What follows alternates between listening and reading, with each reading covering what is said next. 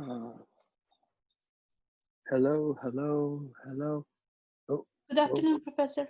Oh, good afternoon. Thank you for saying that. What a nice thing to say. Thank you. Okay, so that means I can hear you and you can hear me. That's very helpful. That's unusually helpful. Thank you. Okay, so we're getting, so people are coming in. Okay, people are coming in. So, it's good to see you all. I missed last week again, and that is on me, not on you guys. Again, the material you will not suffer for. We will compensate for the material, and not on your clock.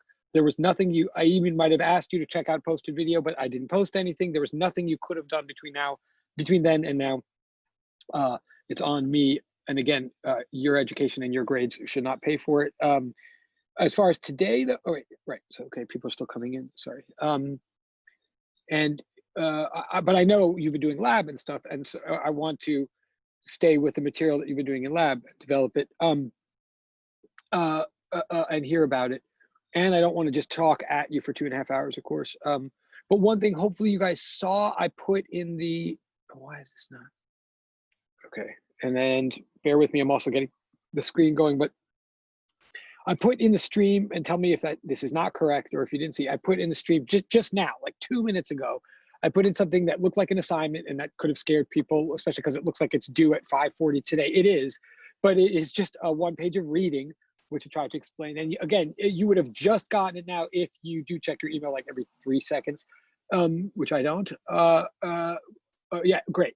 Thank you so much. I appreciate it. And thank you for saying good afternoon. Great. All right. So that thing that's in the Google stream, or technically in the assignment stream, it is 1 page of reading. There's nothing to do but read it. So it's not like worth points or anything. It's partly meant as a transition to get us back discussing something together, and also because it's relevant to now. So I want everybody just to read it themselves now for a few minutes, assuming you got it. Well, you did get it. Please find it, and it's called Equinox. So it was originally written in 2007, and then for the newspapers up in the Berkshires, and then it was reprinted in a book that I put out a couple of years ago, and it's still on Amazon. But it's, so the exact details of it change every year, but it is about what it really means that it's the first day of autumn, which was yesterday, and it's surprisingly relevant to this class, even though you might not think so. So I'm just going to ask, so please everybody just read that now. It's 1 page. Just read it for a couple of minutes quietly while I also set up the screen. Thank you.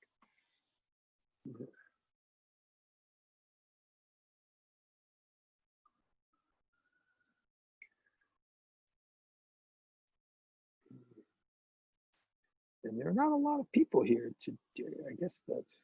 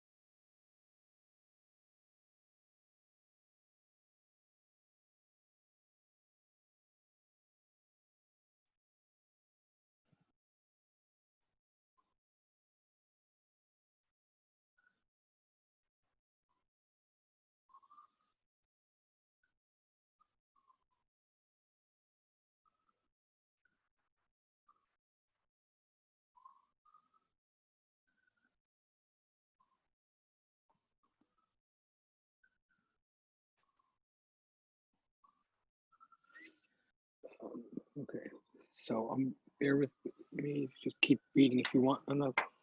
Well, so we are a small class today. So did you want, can I just get a show, do you want more time to read it, or are you, can I get a show of hands if you would like more time to, could take as much time as you need to actually read, but can I get a show of hands if you want more time to read this page, or you know, can I get a show of hands if you're done reading? Wait, okay, thank you. Thank you, okay, thank you.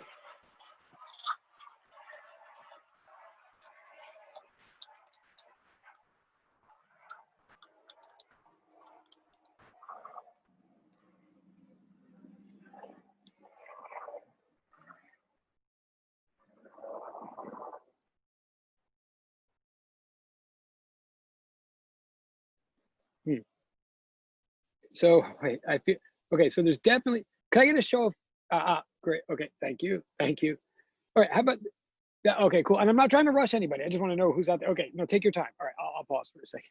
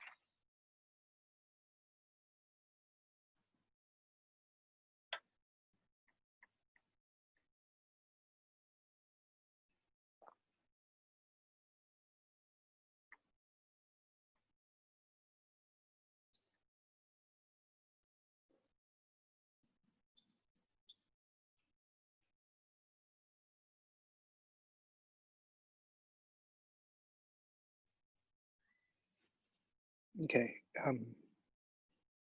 Can I just, can I first of all just get, if you can hear me right now, can you just raise your hand electronically or like do some, I just want to see if everybody's cool. Thank you. That's one person. Cool. Thank you. That's two people. So if you hear me now, can you respond? 4, awesome. 5, great. Thank you. And there's one other, and great. And Ekaterina, you're good. Awesome. Ekaterina, you're good? Yes. Okay, great. Thank you very much. So, because we're a small class today, so we might as well actually involve everybody and make it worth everybody's time. Can I just ask, because I know I've been spotty this semester, like I wasn't there last week and I wasn't there the first week. So it's not surprising to me that people would start not showing up or maybe even wondering whether there was class today or something. But can I just ask honestly, without mentioning any names or getting anybody in trouble, can you guys tell me, were there a lot more people in class yesterday or was it this small yet? Like, in other words, in Walter's section, not really, totally thank you for asking, thank you for answering, but not really, I forgot how I asked the question. Not really means there were like around this same amount or there was a lot more people yesterday? Sorry. I don't think they know the class code for the meet. Oh, wait. I'm about to text the other people in my group. Wait, thank you. Wait, thank you for telling me. Hold on a second. Oh, you're saying that there were a lot of people there yesterday, that there've been a lot of people on Tuesdays, but a lot of people don't know where they're supposed to go on Wednesdays? Is it class code wise? That's what you're saying? Yeah, I had to scroll down on Google Class to look for the code. Oh, sorry. I mean, thank you for telling me. So should I put it in the thing right now? So there were a lot more people. Okay. I think you should post it back so in case they see it. Thank you. All right, everybody, I'm going to do that right now. Thank you for your honesty. That's helpful because I figured something was going on. All right, hang on a second. And the rest, and yeah, all right, I'll be right there doing that.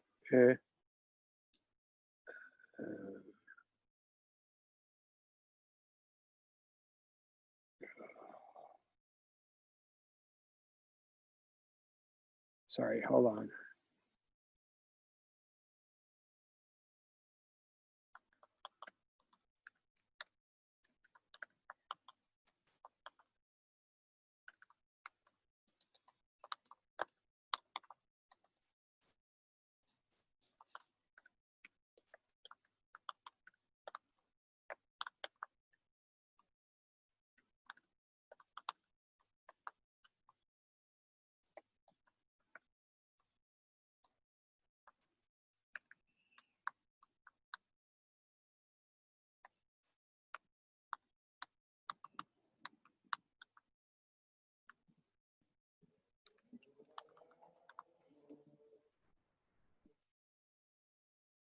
Okay.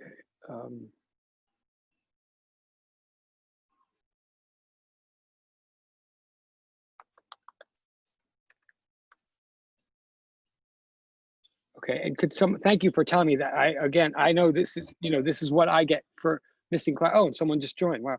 This is definitely a kind of thing this is what I mean. Like, I can't be mad at anybody if they're missing today because I've missed, but I definitely appreciate that's valuable information. So maybe someone can verify whether you just got it in the stream. Although someone did just join, thank you for coming.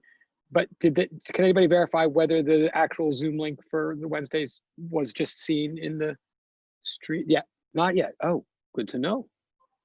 Not yet. Okay. Oh, and there was a bit more of an okay. These are very helpful. And again, I hate to put you guys through this, but it's good for me to know. We are trying to do the best we can to actually have a class here. So wait, so you don't see it in the stream? Did I just send it to the wrong? Let me know if you do see it, because if I just send it to the wrong place, that would explain something too. Hang on.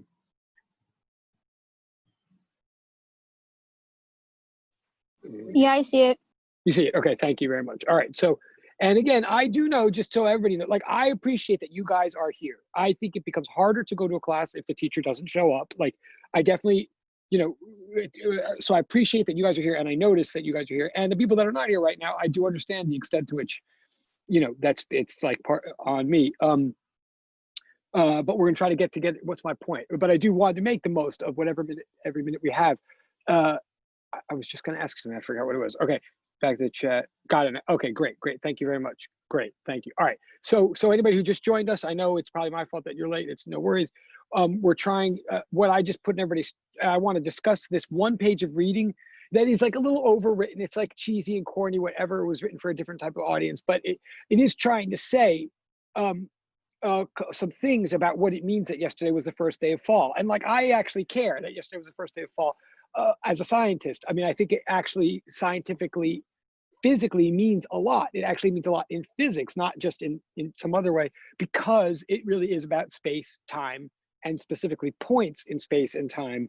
But there's more to it than that too. But so let me, so one thing that article is trying to emphasize is that when we say the equinox happened yesterday, we really do mean there was a certain moment, a certain point in time yesterday where some actual object was at a certain point in space. Like, we are like, and it is literally a point thing. So it doesn't happen at the exact same time on the exact same day every year, but there was a point yesterday where where the sun was in a particular point in the sky, the exact point that lines it up,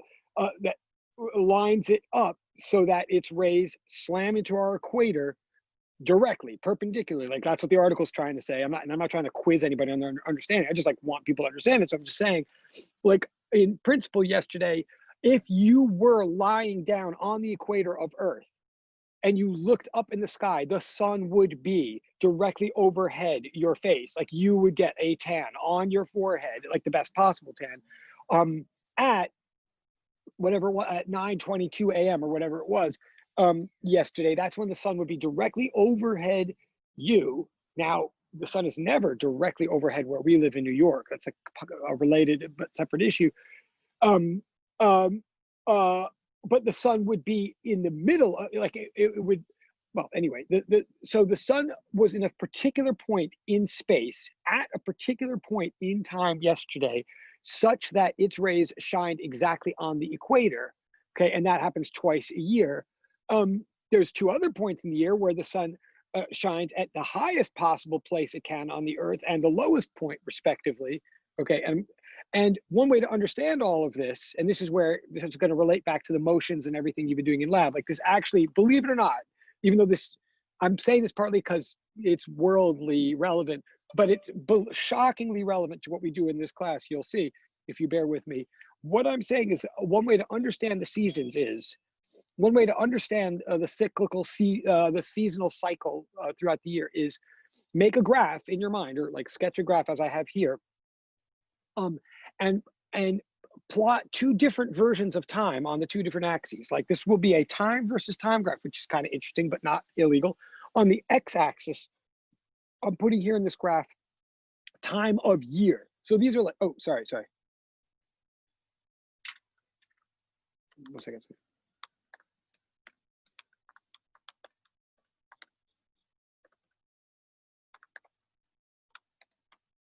Sorry, 1 second. Okay, so what I'm saying is on the x-axis, you're plotting time of year as in dates. Like you could literally imagine dates. For example, this one right here that I'm making in yellow right now would be like June 22nd or something like. I mean, I'm sort of giving something away if I say that, but and then a notch later would be like June 23rd, and then June 24th, et cetera, all through on the x-axis. Okay, so each notch on the x-axis is a different day of the year. On the y-axis, a little bit more complicated. On the y-axis, what we're plotting is, in a sense, total number of hours per given day of daylight. And hours is one way to put it. I could just as easily say total number of minutes of daylight per day. In fact, it's even better, really, if I think of it as a percentage. I'll try to explain that in a second. But what I'm saying is, and in fact, we used to do this in all classes, when classes actually met at John Jay, and we actually used a whiteboard and stuff. Every single day at the beginning, I would actually write the time that the sun rise. Every day that we had class, we would write down the time that the sun rose that morning and the time that the sun set. I mean, and we would just know that from the newspaper or whatever. I mean, it's easy to keep track of if you want to. And those numbers fluctuate throughout the year. If you imagine, like on one given day, the sun rises at 6 in the morning and it sets at 6 at night. Let's say, on such a day, right, we had 12 hours of daylight, for example, right, and 12 hours of darkness. On a day that the sun rises at 7 a.m. and sets at on a day that the sun rises at 7 a.m., let's say, and sets at 5 p.m., then it's like an hour less of daylight on each side, right? That would be like 10 hours of daylight. So you could think of it as 10 hours of daylight, or you could think of it as like 600 minutes of daylight, or even better, you could think of it as like -2 hours of daylight, where the 0 standard is having exactly 12. Like, let me just say that again to be clear. Like the way I'm plotting these points, in other words, on this graph, I'm asking you to imagine a set of points plotted on a graph where the y-axis is like how big a chunk of that day was, of any given day, was devoted to daylight, right? So on the x-axis, you look at the day of the year, and on the y-axis, you look at like how much of that day was devoted to daylight. If it was exactly 12 hours that the sun was out, we would think of that as like the 0 baseline, the x-axis. If it's 13 hours, think of it as like +1. If it's 11 hours, think of it as -1, and there's all the fractions in between, right? If you can imagine, I don't know if that's clear or not, but if you can imagine that, And every single day you wrote down like how many minutes the sun was out, and just like wrote down the sunrise and sunset time, either because you got them from the newspaper or because like, you went outside every day and just like watched, which you totally could. Then if you plotted those points throughout the year, what I'm asking you to, and this used to be an exam problem, stuff like that, I'm asking you to tell me whether it makes sense or not, that if you plotted those points out through the year, you get a cycle like this. Like, in other words, some days we have a lot of daylight, then we have less and less and less daylight. Then eventually we get to a minimum amount of daylight. Like, it's not 0 hours, it's never 0, but it'd be like, 7 hours or something like that. And then it climbs back up to a maximum, and it keeps cycling like this throughout the year. To be very specific, if we made a graph like this, I think you could tell me, but like what I'm really saying is,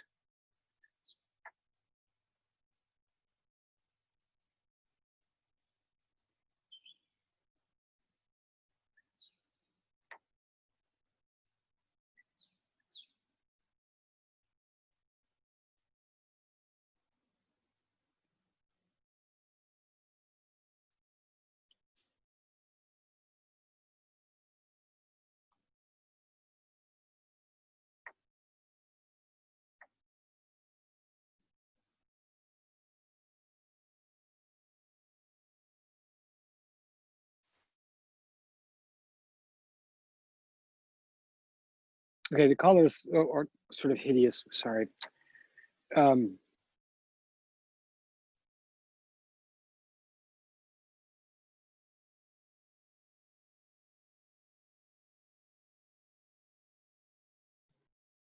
don't know, like, this is one of those many things in physics that, to me, hopefully, once I say it and spell out this way, hopefully maybe you have a reaction like, oh yeah, duh, or something. But but but I don't know that you necessarily would think of it this way before someone points it out. And by the way, maybe it's not a duh, I don't know. But what I'm saying is, the first day of fall and the first day of spring are like the purple points on a graph of this kind. And the first day of summer are the top points in the graph, the maxima. The first day of winter is the minimum point in the graph. And this amount of sunlight that we're having during the day cycles according to this graph. Yesterday, we were at like an equilibrium position in the graph. Now, first of all, does that make sense at all? Is that at all clear? If anyone want to ask any questions about either the article itself or that? Like, does that? So I'm saying yesterday, literally, we were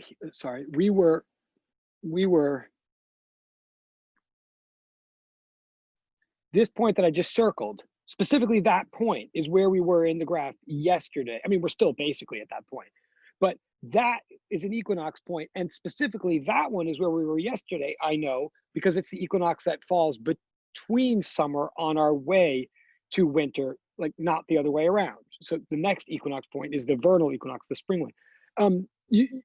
By the way, for what it's worth, like holidays and everything are all, no matter what culture we are, almost all holidays are cued to some aspect of this cycle. Like the full moon, that this week, when you see a full moon, the full moon that is closest to the equinox, excuse me, just as an item of curiosity, the full moon that occurs closest in time to the autumn equinox, like the full moon that is closest to yesterday, is what is known as the harvest moon. It's often very big and very yellow.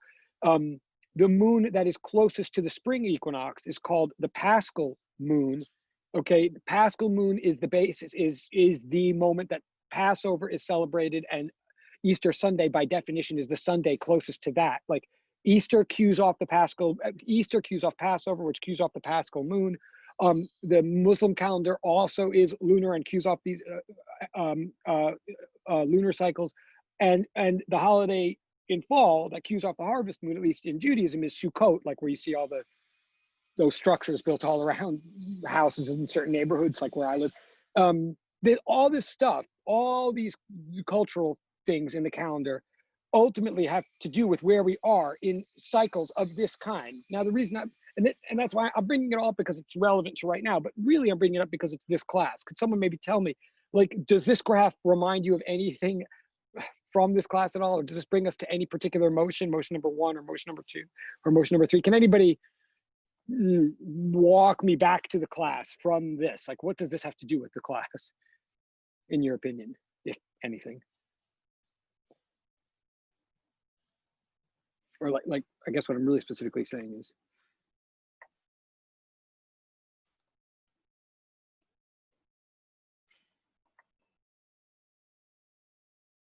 Can I make a guess? please do, please, yes, yes. Maybe it reminds me kind of motion 3, Which where is, I mean oh, he sorry. touched on it, where he said that we're gonna see the energy patterns or something like that, and it makes a graph something like that with cosine and sine. Oh, that, all right, two things I heard there that are good. First of all, three things. So you mentioned energy, which is awesome. We should talk about energy. You mentioned motion 3, which I want to hear, which I know is what you're up to, and I want to hear more about that. That's great. And then, but you mentioned cosine and sine too. Absolutely. And you have seen cosines with him, right, at some point, right? I mean, I know you've seen it in a math class, but you guys have talked about cosines with Walters or no? We touched on the topic.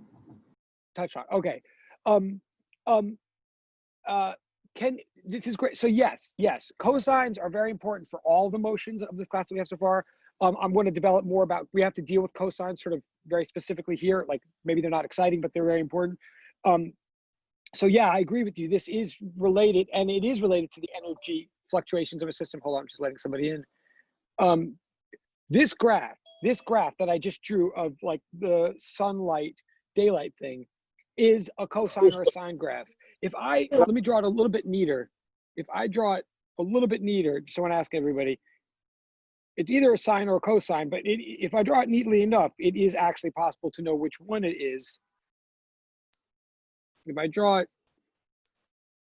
a little bit carefully, like this. In other words, if I don't start at the origin, that's what I'm trying to say or trying to do. If I have a graph like that, that does not start at the origin, that starts like above the origin, would you guys recognize that? Would you more likely call that a sine or I mean, you could call it either one, but would you? What name you mentioned? Would you call this cosine? I totally agree. All right, awesome.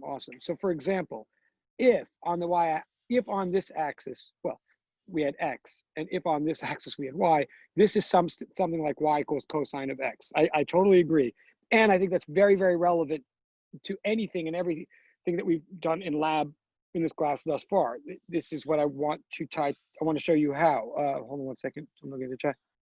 Awesome. Yes. And yeah, hold on. Oops, sorry, one sec.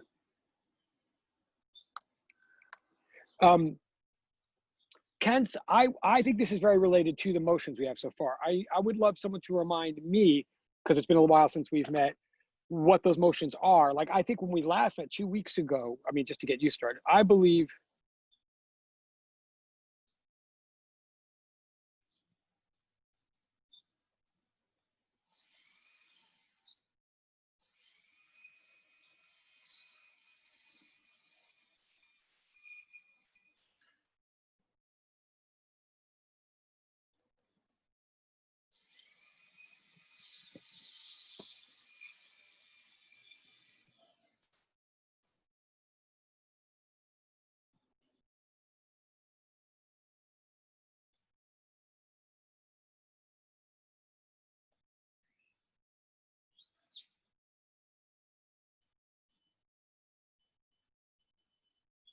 Okay, so what I want to just do to make sure we're all on the same page, anybody just tell me, like, you don't have to explain them, but just tell me, as far as you know or recall or have in your notes, whatever, what is motion? I just want to review all the motions right now, like with everybody in the words we use here. So what's motion number 1 according to anybody?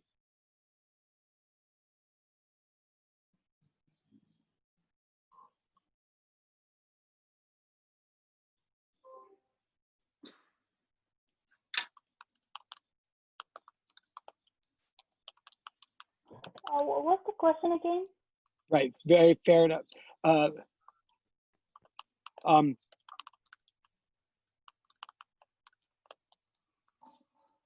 question number 1 is, what's motion? You have a couple of motions in this class, like you develop a new motion every week or so. I just want you to tell me or remind me, what is motion number 1 in the class? Yes, thank you. That's exactly what I meant. Awesome. That's what I'm looking for. Okay, yes, this, okay. And I know we all talked about that 2 weeks ago. We're not done with it. Like it's sort of doesn't ever go away in our lives. But the Hooke's law for a spring was motion number one. It's basically how elasticity works. Okay, I'm just making it. That was motion number one. Now I want to just, and it's not obvious right away what that has to do with cosine, but it does. But before I say, what could someone remind me? So what is motion number two?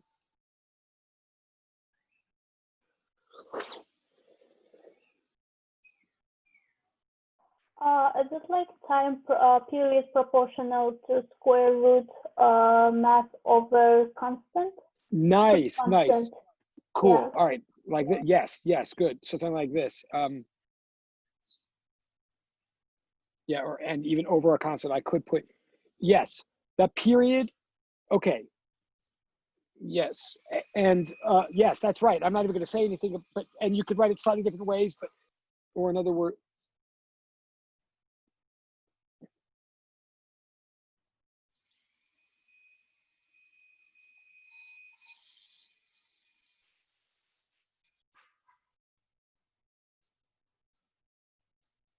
Okay. And by the way, in that first motion, F stood for force, K stood for spring constant, spring stiffness, X stood for position or displacement. And here in this one, capital T stands for period, right? I'm just like reviewing or recalling for everybody. Capital T here, actually, I really do want to make that clear. Capital T stands for period, which means the amount of time required for one cycle of something that's cycling back and forth, right? Just to, and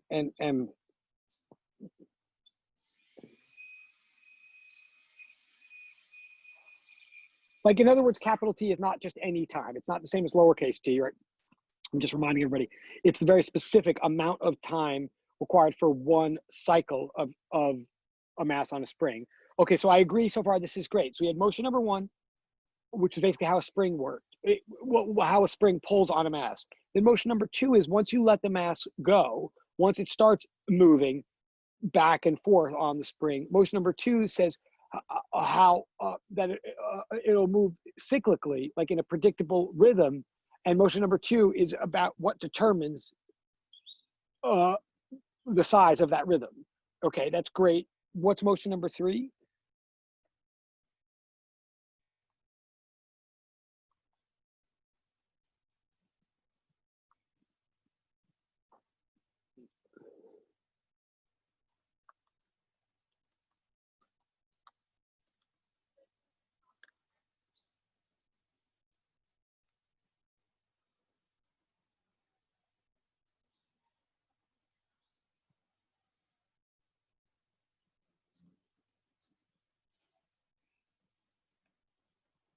Or wait, do we not know? I think we know as of yesterday, but maybe maybe I'm out of line here. Do we know what motion three is from yesterday, or are we not up?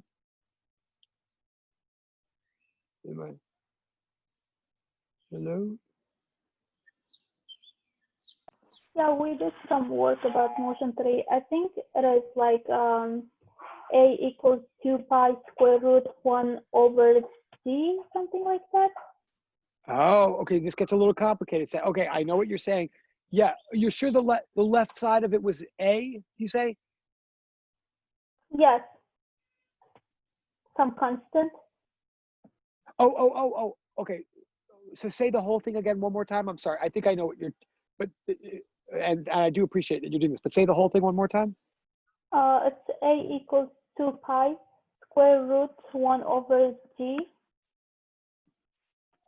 Okay, I very much like that. I'm gonna write that. Wait.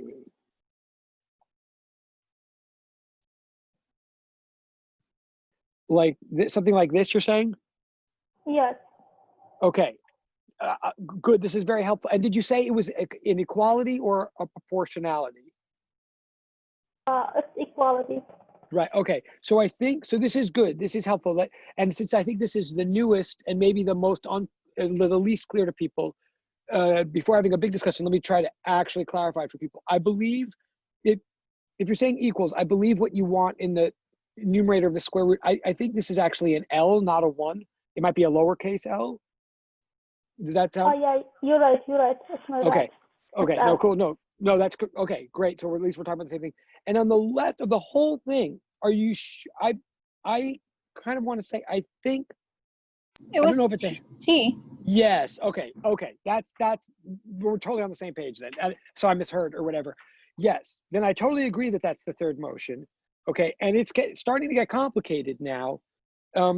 Like if I'm in the class as a student, I mean, I'm not sure what these motions are or what they're doing or what they mean. Like I don't expect that this is all clear at all. But it is correct so far that these are our three motions. By motions, we mean like fundamental equations. I don't know how much Walter's explained this, by the way, but each motion, when we use the word motion, each motion is an important equation in this class, and all the equations are about motions. But the reason we call each one a motion is kind of like in a court of law, and this is kind of a court of law as a physics laws. In a court of law, you make a motion, like you raise your hand and make a motion to dismiss, or a motion to include certain evidence, or a motion to, like a motion is a claim, is a statement, is a next step in legal proceedings. And that's how we mean it here too. Each one of these motions is an equation that, yes, you need to know, and we need to know for the class. It's not that you need to memorize them, but you need to know how to use them. But the reason we're calling them motions is each one of these equations is building towards, is a next step in a long argument or a long derivation or proof of something about the universe. Like these equations are not just individual fragments. They're something that go together and make the story of the whole class. And like any story, you can't fully see the whole story until you get to the end of it. But I do agree that these are the motions so far. That doesn't mean that they make sense to everybody. So I want to try to start to put them together and make sense. And they all relate to cosine. Like that's the thread of all of them ultimately relate to the cosine, or are understood through the cosine function of math. So let me back up.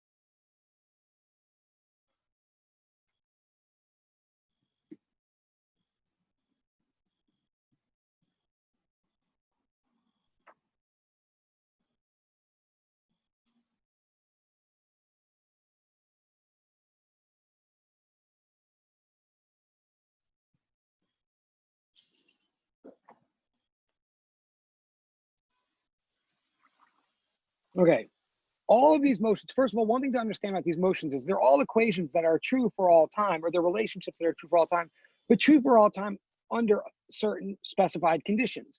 The conditions that are specified for at least these first two motions is that we're picturing a mass M on a spring of stiffness K. Like these are all, both motions 1 and 2 are assuming that we've got like a Hooke's law system, a mass on a piece of elastic material for which the mass is specified as M and the spring material is specified as K. What we're saying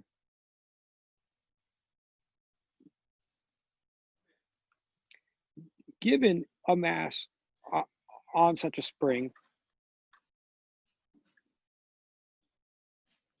we believe, from sort of the first lab investigation of the first week, we believe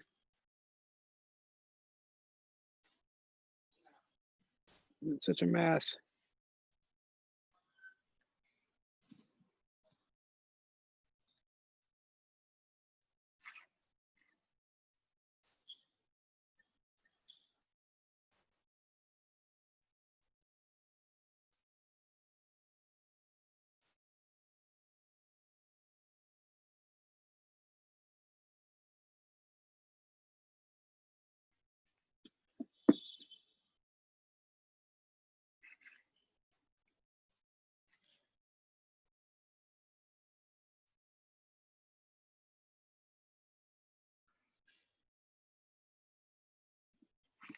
the point is that we believe if you put a mass on a spring, for motion 1, we believe the spring exerts a restoring force on the mass that brings the mass toward equilibrium.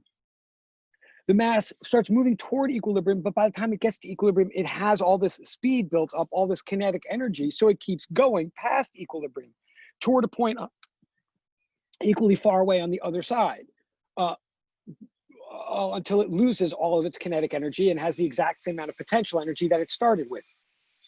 We believe, and this is going back 2 weeks ago, but we believe because F equals negative kx, that a mass will go back and forth on a spring repeatedly and regularly, like in a predictable, rhythmic, steady way, ultimately in a cyclical way. Like the assumption from motion one is that from here on in, when we picture a mass on a spring, we picture some sort of system that is moving cyclically in cycles. Okay, that's motion one. I'm just saying, or that's my perspective on it.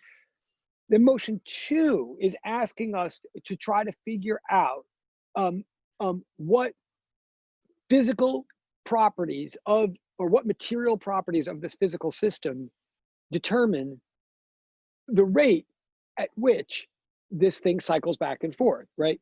I'm saying,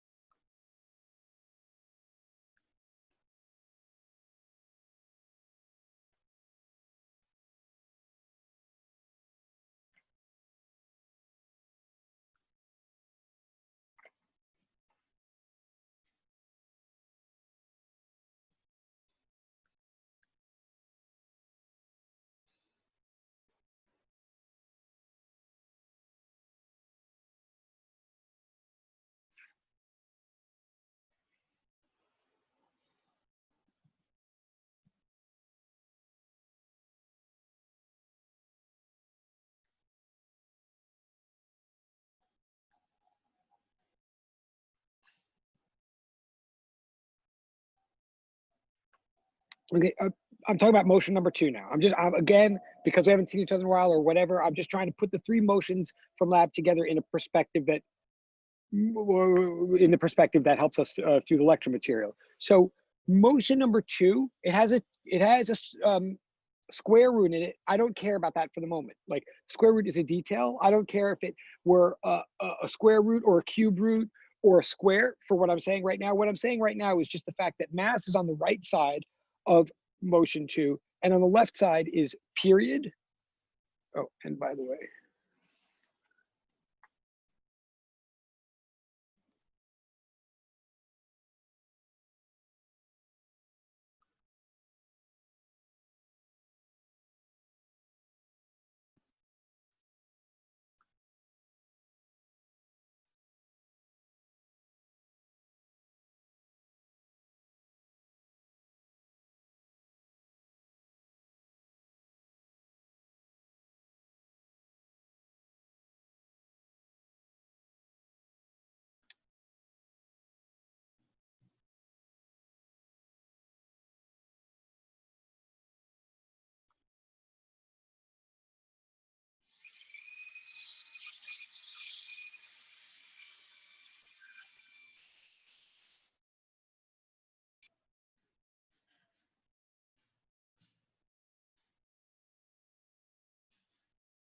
okay, just reminding you that that symbol that looks like a lowercase alpha, that means directly proportional to, I think you talked about this with Walters, which is like a softer version of equality, right? It's directly proportional to means not equal to, but equal to multiplied by some constant, by some number. What we're saying in motion two, I don't care about the details of direct proportionality or the details of square root. I'm just saying that in motion two, we're saying that there's some period of time. Motion two implies that there's some period of time that it takes a mass to undergo a cycle, that the cycles will repeat with that period of time repeating, remaining constant, and that it's determined by, in this case, mass. What I want to say about mass is,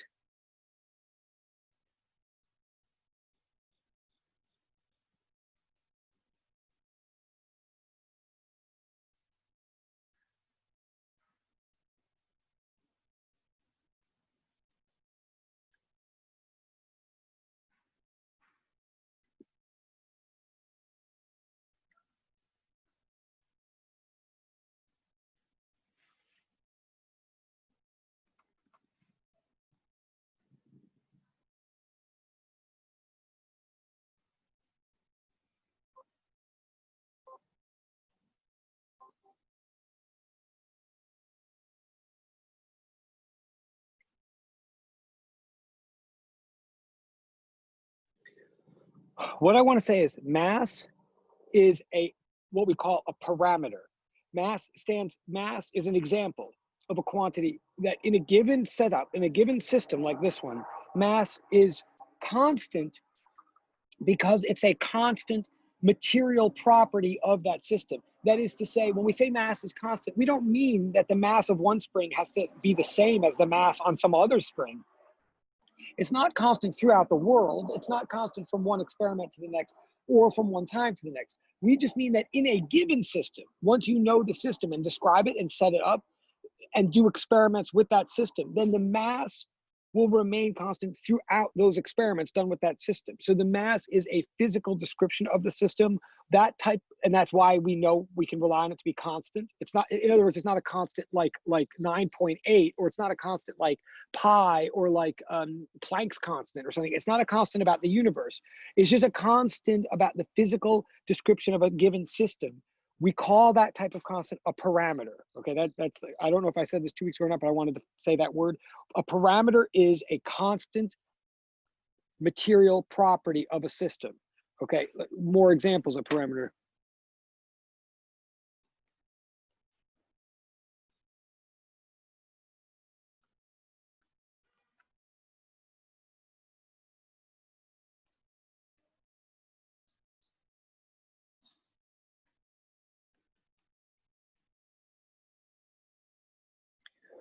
Mass is an example of a parameter. Spring stiffness, K, is also an example of a parameter. Like K does not remain constant from one lab group to the next lab group. But within a lab group, once you set up your system and you do stuff with it, even if you change one measurement to like time measurements to see what happens in some other measurement like space, but the spring stiffness does not change throughout. It's a parameter. Motion 2.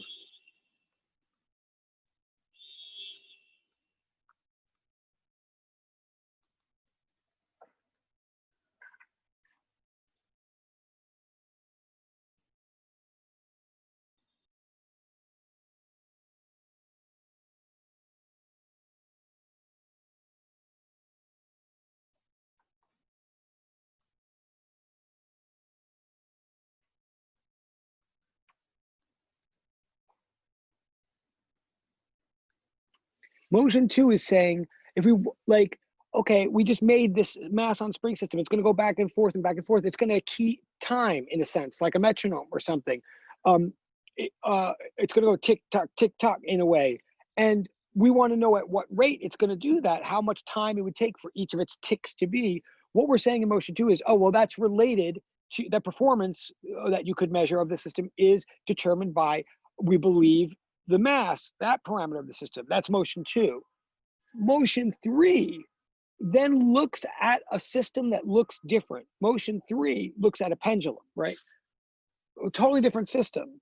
Piece of string, not a piece of spring, and like a round ball at the end instead of like a block or whatever. In motion 3, whoops.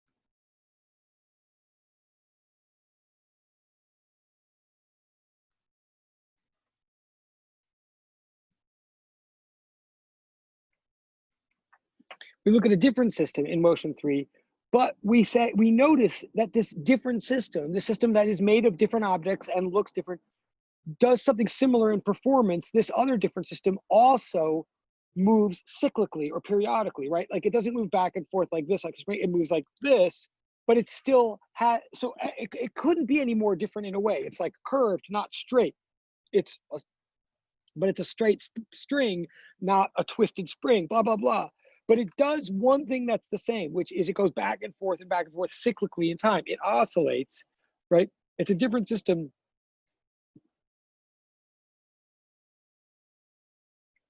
But this performance is also what you could call cyclical or periodic.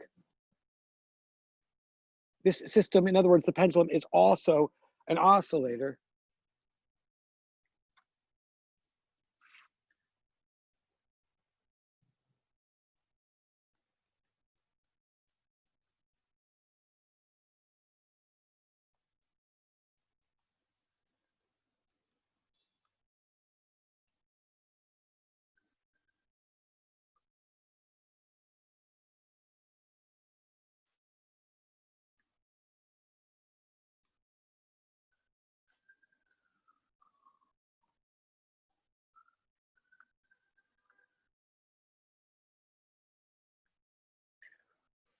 Motion 3 does the same thing as motion 2. It's saying, oh, there's a system, it's performing in a certain way. It's going back and forth periodically. What's determining that performance? Motion 2 told a partial story. It was a proportionality. It wasn't a full equality, because what it was saying was true. It was the truth, but it wasn't the whole truth. But I'm going to show you.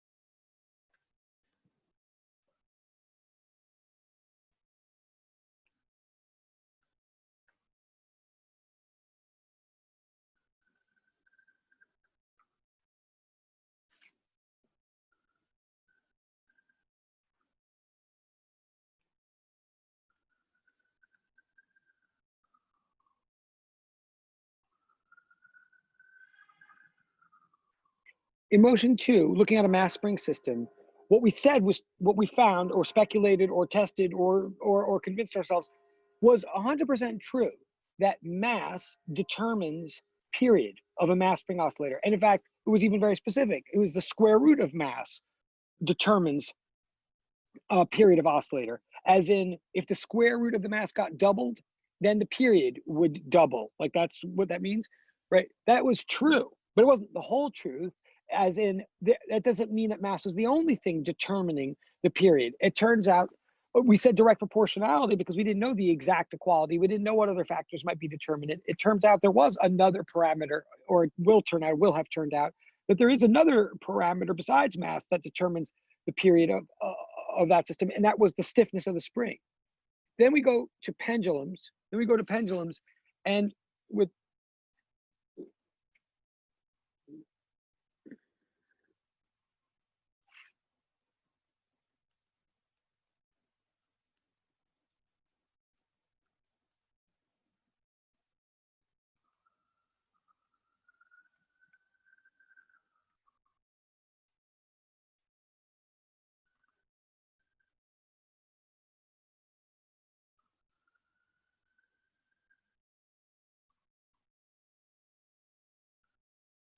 motion 3 was of the same type. It's saying, okay, there's this thing going back and forth. It takes a certain amount of time to go back and forth. That's like the output or the performance of the system, or the dependent variable, if you like how much time it takes this pendulum to do a swing is what we're interested in motion 3. And we find that it is determined by parameters of that system as well, only we end up somewhere finding that it's determined by 2 parameters: the length of the string and the free fall, like the strength of gravity on the planet for that now, which doesn't change from place to place on this planet, but does change from planet to planet. In other words, can change. And we found that the number 2 pi comes in there, which is sort of crazy. Like, who would know that, and why would we guess that?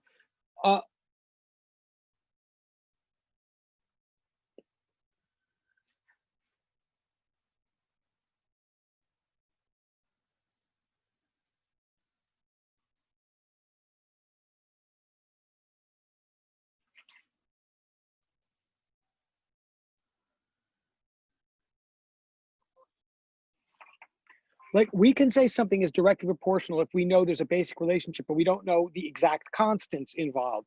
Once we know all the constants, then we know an exact relationship. Some constants are parameters, some are not. 2 pi is more detail that we found in this equation, t equals 2 pi square root of L over G. 2 pi is a constant, but it's not a parameter. It's just a constant, a universal constant. Motion 3 is saying that the period of a pendulum, just like the period of a mass on a spring, is determined by constants in this way. Now, why is any of this interesting? Like, who cares? And what does it have to do with cosine? What does any of this have to do with anything? I mean, fair question. And I'm gonna, as I promise, I'm not gonna just babble straight for 2.5 hours, but I'm gonna babble a little bit more and then turn it to you guys.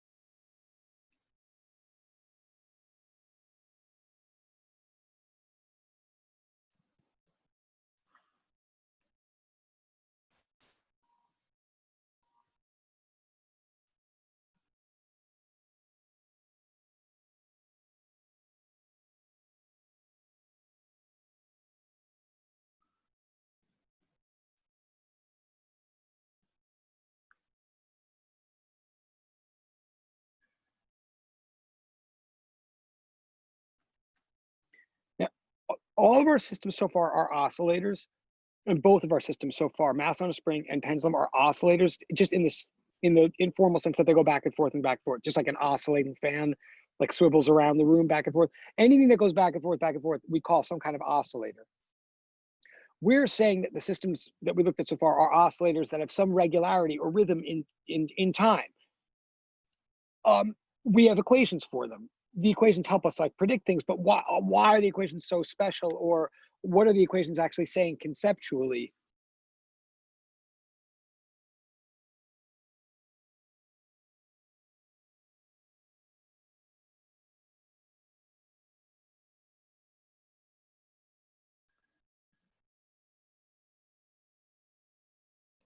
Wait, sorry. Wait, scratch this, sorry.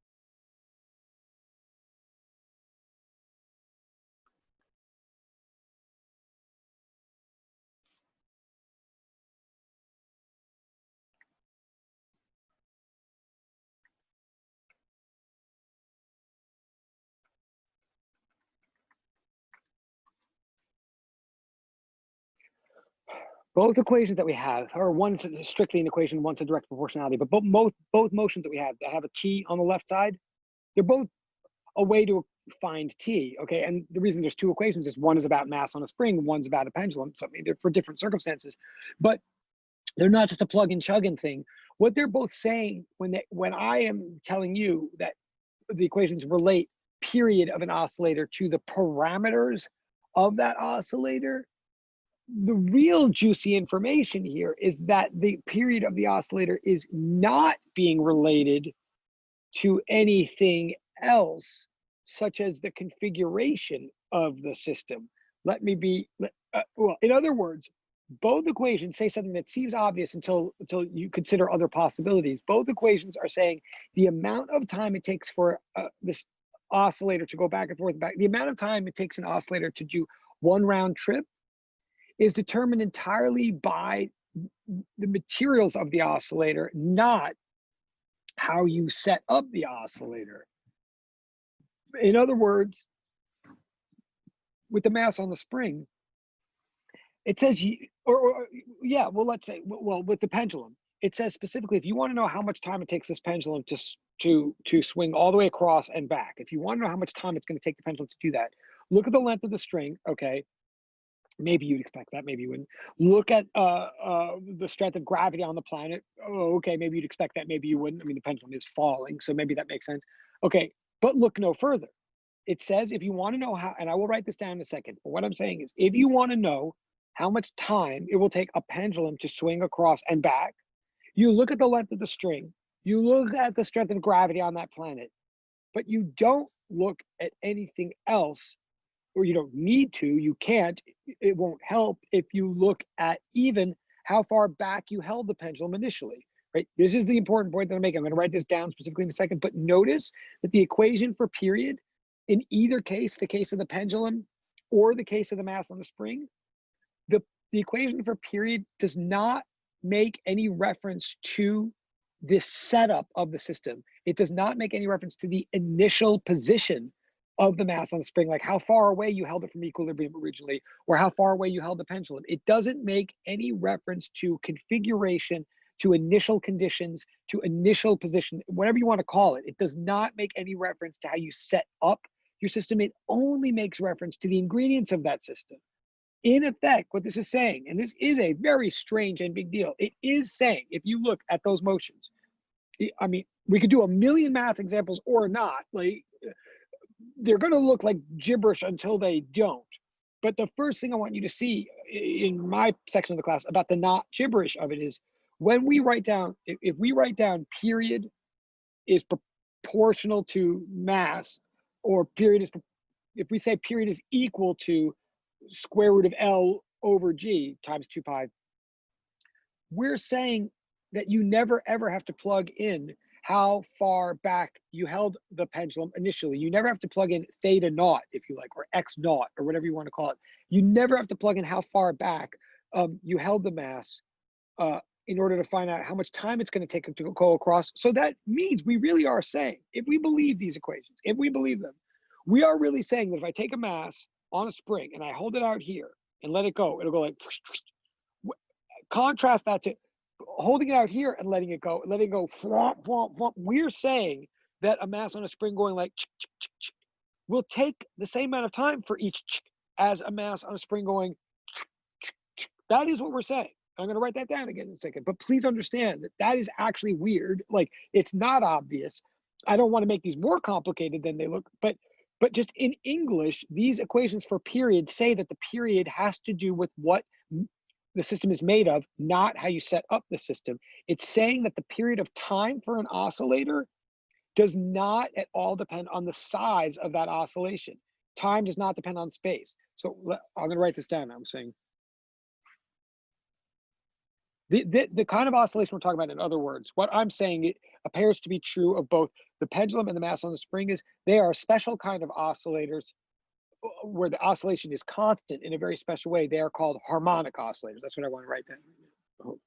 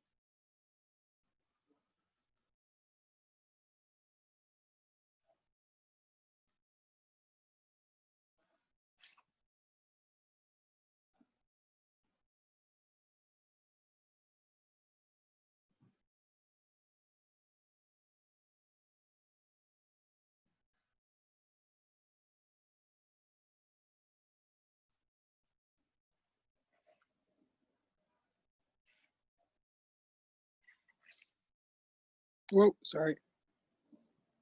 Okay. Ah, okay.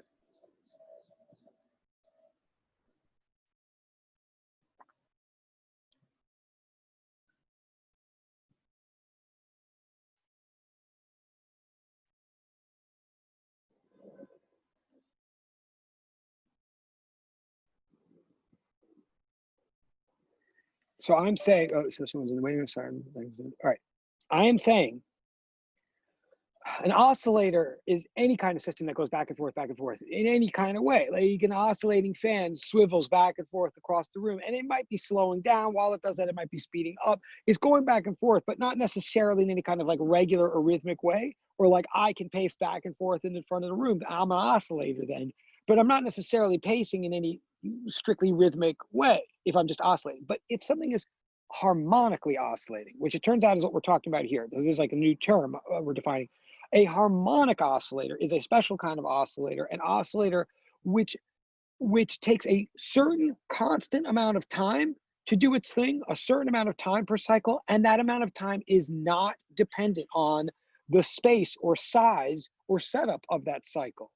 Okay, a harmonic oscillator is something that keeps time irrespective of space, independent of space.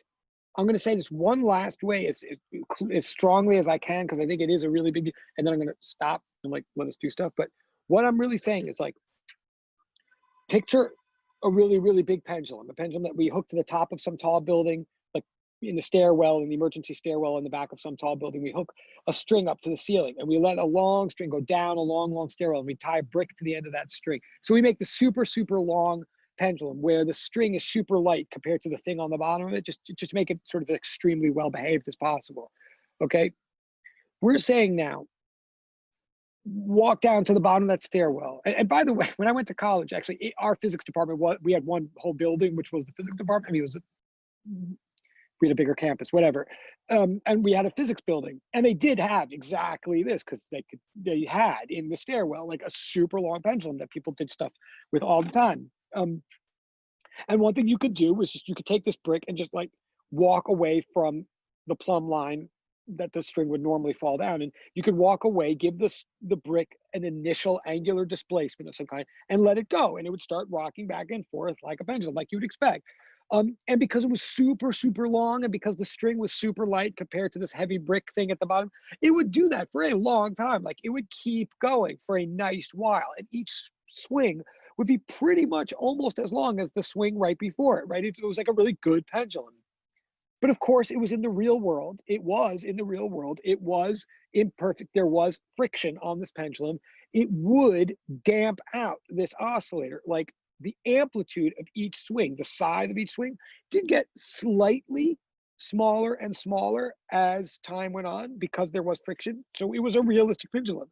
Um, um, um, the amplitude would decrease as it went, as you'd expect. Okay, so what? Where am I going? So then, does that mean that what, like the big exciting claim that I'm making here, would then break down? No, here's the interesting thing that I'm saying. Even this realistic pendulum, whose swings would get shorter and shorter each hour that went by or whatever, this thing that would eventually damp out to zero and you'd have to give it a kickstart again, its swings would get shorter and shorter in space because of the reality of friction and so forth. But it's a harmonic oscillator. It obeyed the equations and the rules that we're trying to say here in this class, and it obeyed them like very well because it was so big. So what does that mean? It meant that even though the reality of friction meant that each swing was shorter in space than the one before it, even though this pendulum looked like it was losing time as it went, like an imperfect regular everyday clock, if you really think about what I'm saying and you went up and made measurements on this pendulum, you'd find that each swing was getting shorter in space, but was still taking the same amount of time to go, pretty nearly. Like, I mean, even down to like, even when the swings were getting half as long as they were in space before, they weren't taking half as much time. Why? Because the longer the swings were, the faster the thing would move on average, because the longer the swings were, the more potential energy it had at the beginning of each swing, and therefore the more kinetic energy it had on average in the swing. Like even in reality, I'm saying that the reality of a harmonic oscillator is that the time for a cycle does not depend on the space of a cycle. So even in the real world, where the space of each cycle might be shrinking and shrinking, that does not slow the thing down. That's why, in other words, a harmonic oscillator is a fancy word for a clock. Any clock we ever make, have ever used, discovered, or made, or deployed in history, a clock in its essence has to have a harmonic oscillator, something that keeps tick-tocks, tick-tocks at a steady rate, even as the realities of space may be unsteady. Okay, a harmonic oscillator is a clock, and a clock is a harmonic oscillator, and a harmonic oscillator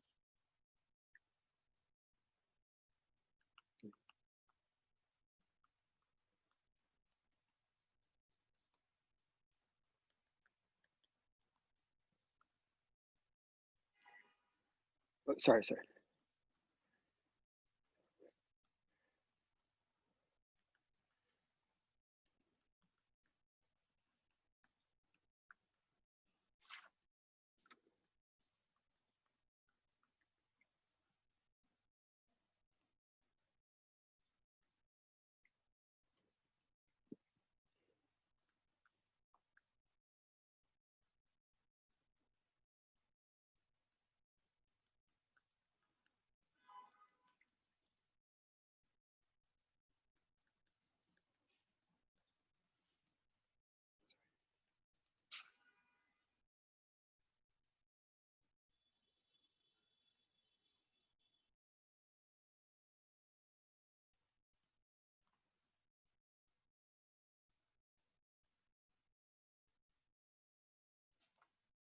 All right, note one thing, right? Whether we're talking about masses, so what we're talking about in this class right now is oscillators. Okay, that I mean, the focus of this class is systems that go back and forth periodically in time. Our two examples in our mind, well, the two examples from lab are supposed to be a mass on a spring and a simple pendulum going back and forth. What I'm also sort of trying to say today is that you can also picture uh, sunrise and sunset times, if that's much more abstract, but the same idea, something going back and forth in time. Any of those examples is what we're looking at in class. I'm saying they're oscillators, but what I'm now saying is there's something more specific. They are special kind of oscillators. They are very, very reliable, predictable oscillators that we technically call harmonic oscillators. And the specific reliability of a harmonic oscillator, what makes it truly steady or truly constant, is that it has a period which is determined by some things, but not determined by other things. And I'm saying now, if you know any of these kind of oscillators that we're talking about, mass on a spring or pendulum going back and forth, notice that wherever you start off that system is the farthest that it ever gets away from equilibrium, right? Like wherever you hold out the original mass, it goes back and forth between that position and its mirror image on the other side. It never gets farther away than that original position. Same with a bob on a pendulum. So whatever the initial displacement from equilibrium of an oscillator is, becomes the maximum displacement because it plays those two roles, because the initial setup becomes the maximum setup too, it becomes like the boundary of the system. We give it a special word, and you know this word from other classes. We call that the amplitude displacement or the amplitude position.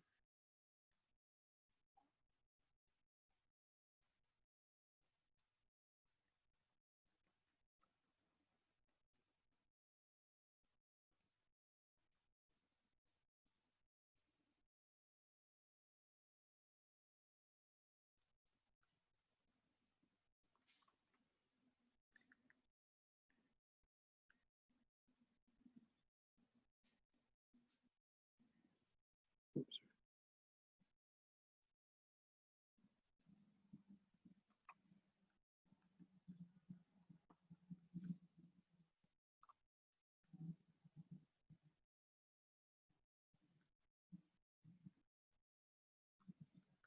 Okay, what we call x naught, sometimes the initial position, actually becomes the maximum position for an oscillator, and that maximum we call amplitude. You know that from other classes, I think, but just to be clear, when we say amplitude from here on in, we mean the greatest separation from the center possible for some repeated system. I'm saying if you use that term,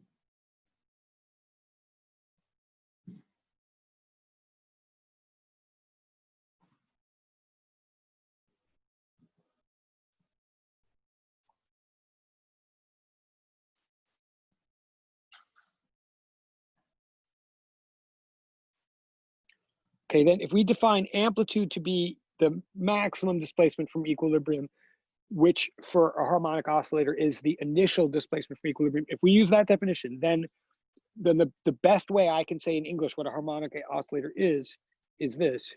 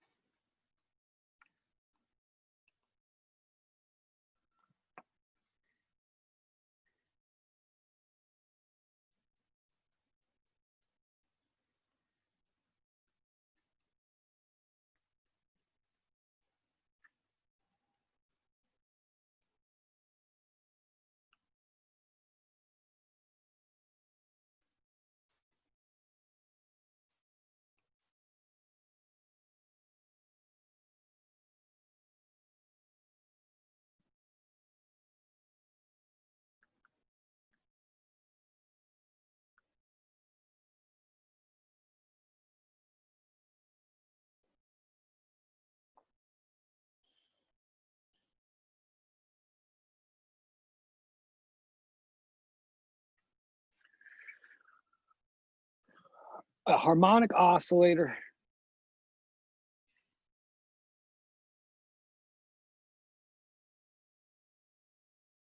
The truest, best way to define what a clock really is. What does it mean really to keep time? What does it mean to keep steady? Like clocks, what makes a clock has nothing to do with exact seconds or minutes, right? Like we could have divided the day into 24 hours or 23 hours. We could divide minutes into 60 seconds or something else.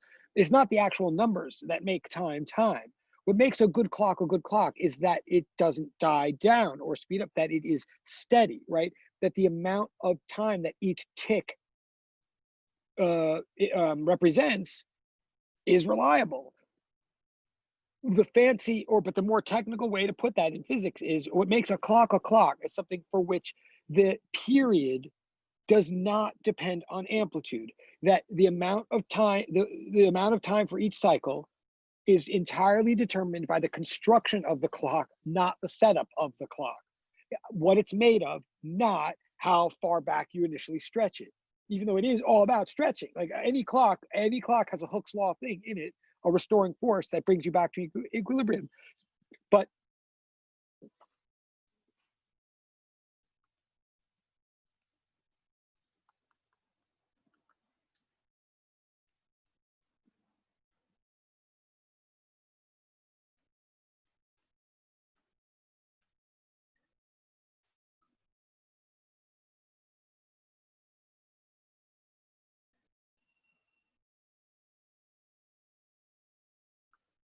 sorry.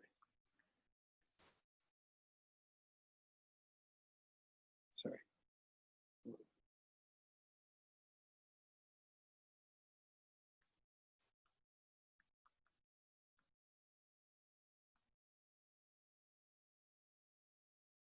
Oh God, sorry, that's not what I meant to write again. Sorry.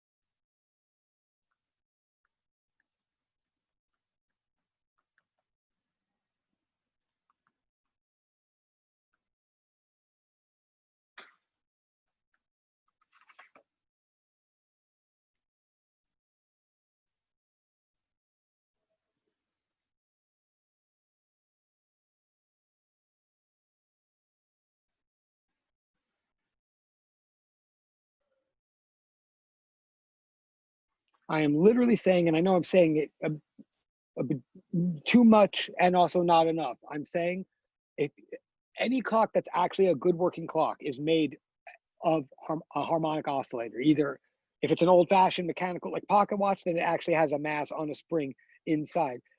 If it's a grandfather clock, it has a pendulum inside. If it's a modern day digital clock, then it has an electronic harmonic oscillator called an RC circuit inside. What all these things have in common is that the the farther an oscillator has to swing, the faster it swings, and so perfectly that time remains a constant. That is, a pendulum, if it has to go all the way over here, if it starts all the way here, it has to go all the way here and all the way back. We'll start with a lot of potential energy and therefore have a lot of kinetic energy and do this really fast. A pendulum that's only brought back to a tiny bit from the center will start with a very little amount of potential energy and therefore will have very little to convert into kinetic energy and will on average go really slow. So shorter swings in distance are actually slower swings. Farther swings for any oscillator, farther swings are faster swings, and it works out perfectly so that the time is always the same, which is remarkable really, because it is. But that's what makes a clock a clock. Uh, uh, uh, uh,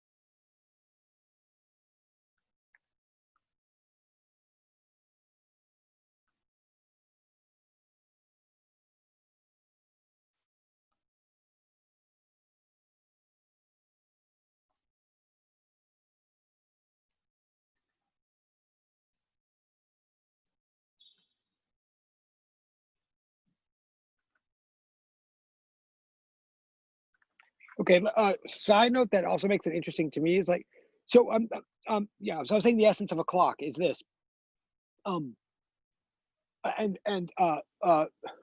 excuse me, this was first noticed apparently supposedly by Galileo sitting in church, maybe not fully paying attention, apparently, but sitting there of his free will and belief, I might add, because he wasn't actually trying to rebel against the church. But anyway, Galileo sitting in church in the Sistine Chapel and apparently looking up at chandeliers of candles swinging from the ceiling of the Sistine Chapel, swinging in the wind because, like, you know, there's window there. It's not like air conditioned in the 1600s or whatever. So he's seeing a chandelier swing, and supposedly Galileo noticed. He was like watching and noticed that even as the chandeliers swung in shorter swings, they still seem to be taking the same amount of time to go back and forth. Apparently, Galileo noticed, like, is that possible? They seem to be getting slower while they do shorter swings, and it seems to be working out. So then he informally tested this conjecture while sitting in church, and then formally tested it when he went back home and verified that it was true enough that he began what that gave rise to was the possibility of actually using pendulums to make mechanical clocks in order to make the measurements that he was using in the experiments that he was doing to create physics. But why I find so it's historically important on a lot of levels, but why I find it particularly interesting, I don't know how carefully anybody's listening to what I'm saying, but what I'm saying sort of makes total sense and sort of makes no sense.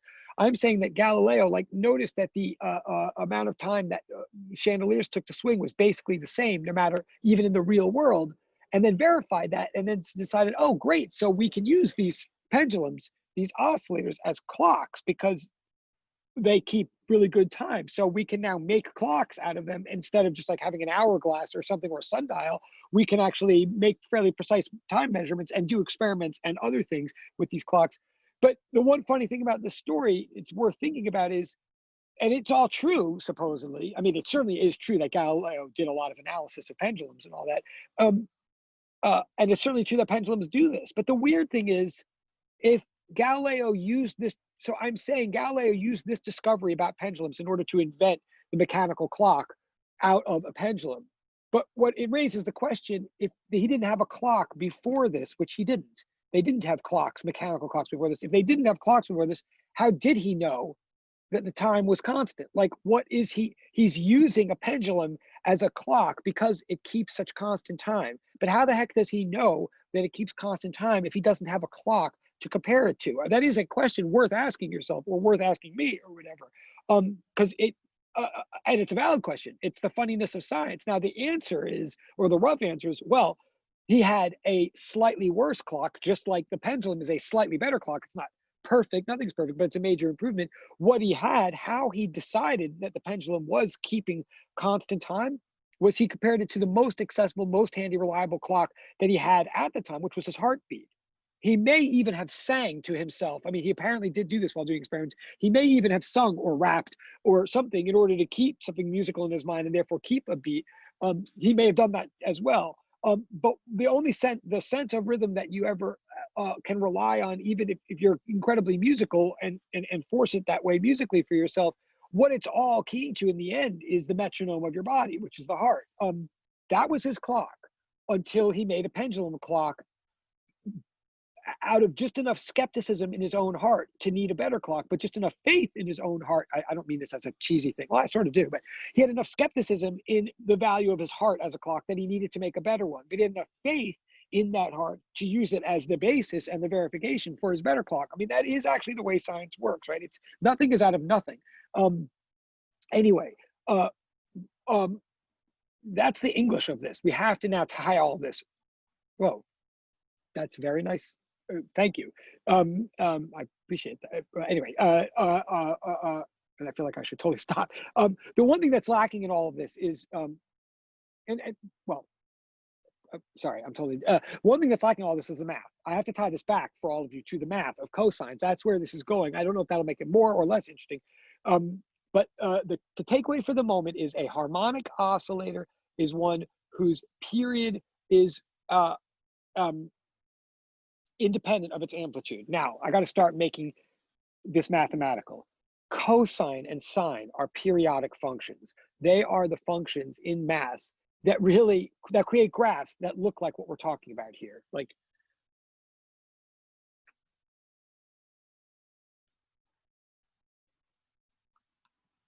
oops, sorry. Oh, what did I just do? Sorry, did I just do something? Okay.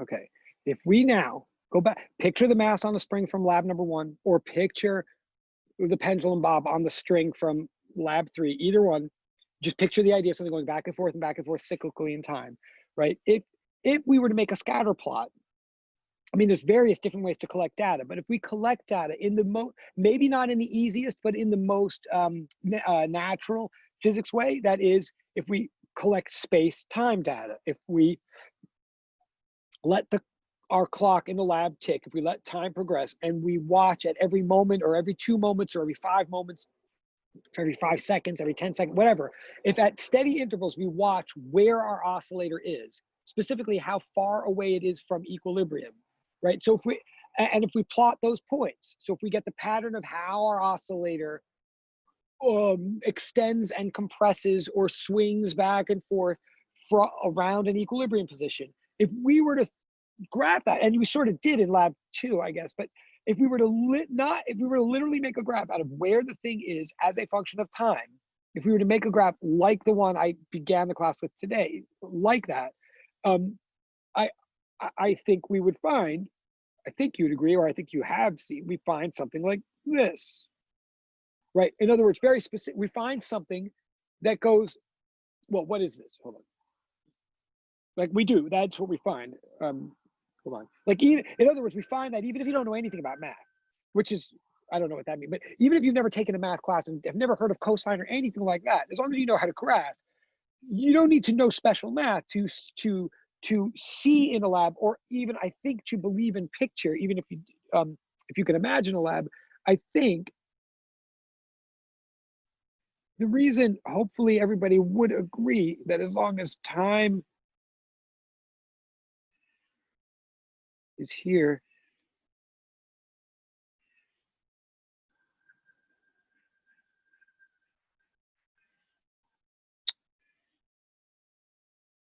sorry.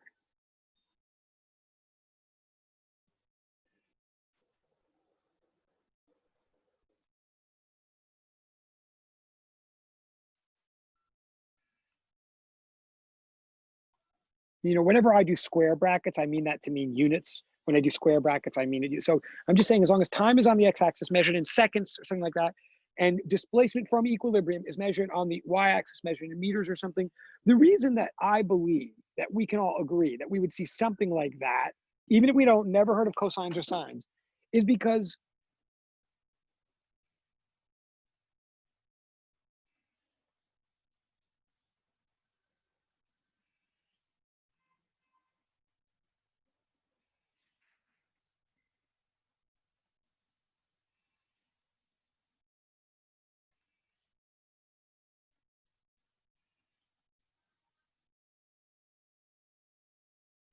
like, if you think about it, once we're saying oscillation, once we say back and forth, and once we establish that there's an equilibrium, a center that we're calling 0, then really this graph is just the simplest possible way I could even imagine or draw back and forth, right? Again, as long as we understand back and forth in one dimension of space while one dimension of time is ticking on, like, the simplest possible picture I could imagine of something going back and forth is this. I mean, the only thing that would be simpler than this, the only thing that would be simpler than that would be something that looked like this, like what we call a sawtooth, I could imagine something going back and forth in straight lines. And for sure, straight lines are even simpler than curves. That would be the absolute simplest way I could imagine, like the most steady, non-complicated way I could imagine anything going back and forth would just be it going like like this sawtooth graph here. But this is so simple that it's too simple. It's too simple to be smooth. What I mean by that is, like, even in a perfect world, even if I had a perfect oscillator, I cannot imagine, and I had a perfect lab partner, there's no way the data that I would get from experiment would ever look like this sawtooth. It would not, because there's no way that any graph I could ever get from nature would have corners in it, right? It can't have corners in a graph from actual data any more than it could have holes in it. Like the, it,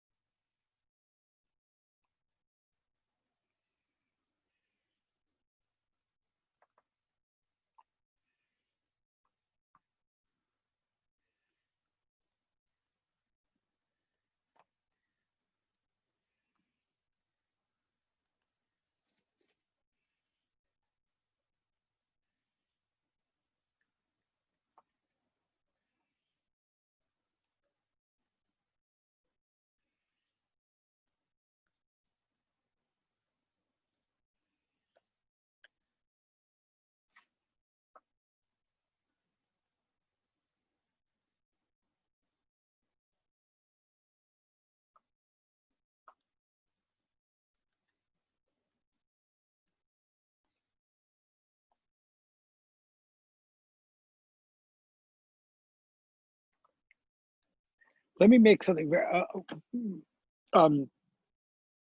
we believe in physics, at least as far as everything we can tell, macroscopic, everything we can tell with our measuring instruments and our probing of nature thus far. When we're looking at space and time, we believe that nature does not skip. We believe that nature does not skip. Or put another way, we have a very hard time conceiving what our universe would be like in which nature skipped. What do I mean by that? I mean, and again, I can't prove, what I'm about to say is super important in physics, but it's not a matter of something that can be proven. It's like the fuel in the tank of physics. And if it's wrong, then it's just like physics is wrong, which is fine. But what we believe in physics is that space and time are continuous. That is, you can't get from 22 degrees latitude to 24. That's a bad example. You can't get from 1 o'clock to 2 o'clock without passing through 1:30, right? Like time does not skip over 1:30.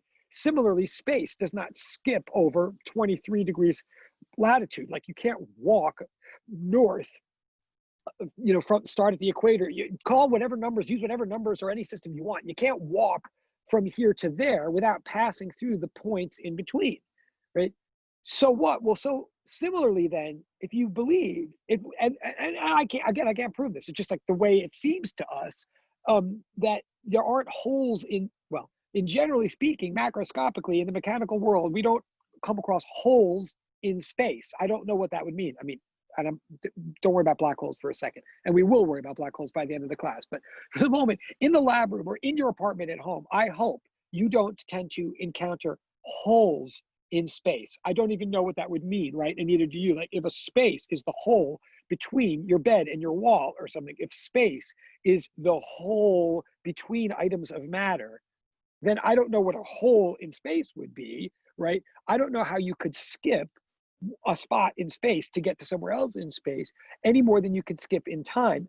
But therefore, if you believe that, if you see what I'm saying, that we just assume that space is continuous and time is continuous, that we assume they're infinitely divisible, that you could divide a second into 2 half seconds, and then you could divide those into quarter seconds, and you don't reach a limit so far as we can tell. If you believe all that, then that also applies to rates of change in space and time, like velocity and acceleration and so forth. You can't accelerate from 10 miles per hour up to 20 miles an hour without passing through 15 miles an hour, at least for a moment, right? So you can't have a graph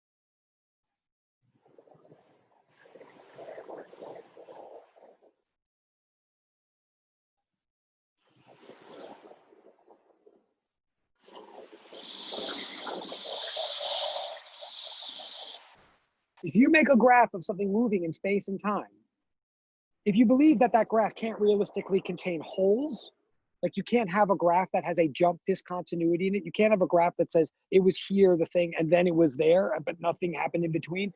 If you believe that, then similarly, you can't have a corner in a graph. And this is important. Like, this was not obvious to me until it was. But in the same way that a graph can't skip a moment in time, it can't suddenly turn on a corner in time, because what that would mean is that something was moving along at like a constant velocity of 30 miles an hour toward the east. Like, if that sawtooth graph were correct, it would mean that something was moving along at 30 miles an hour to the east. And then all of a sudden, out of nowhere, it suddenly changed its speed from 30 miles an hour all the way down to 0, and then all the way up to 30 miles per hour in the opposite direction, and did so in no time at all, right? If something can go along like this and then go like that on a graph, it would appear like, and then that. It would be a straight line of one constant velocity, and then a different straight line of a different constant velocity, meeting at some corner where velocity just changed in no time whatsoever. Impossible. So there's no way you're ever going to find a sawtooth graph to describe a harmonic oscillator. What you'll find is the smooth version of that, the up down, that shape, up down, that we call a cosine. Again, I don't care what we mathematically call it. What that up down is something that's going up and down in not only a simple repeated way, but in a smooth way, in a way that never skips. And so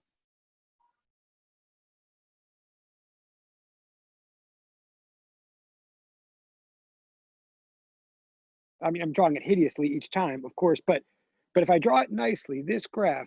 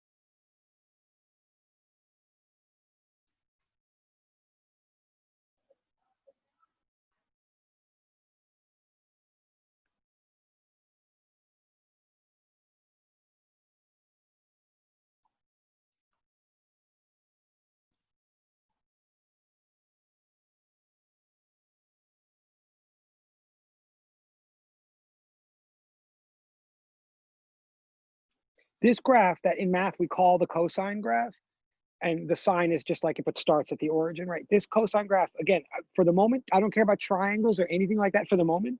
Just cosine is just a name for this up and down thing. But this up and down graph that we're looking at here is, it is as pretty as it looks. Like, we are assuming that I can draw better, that we're talking about an up down thing that is steady and regular, and specifically that's so steady and regular that it's as smooth as it can be. It's the smoothest, simplest way to go back and forth, up and down.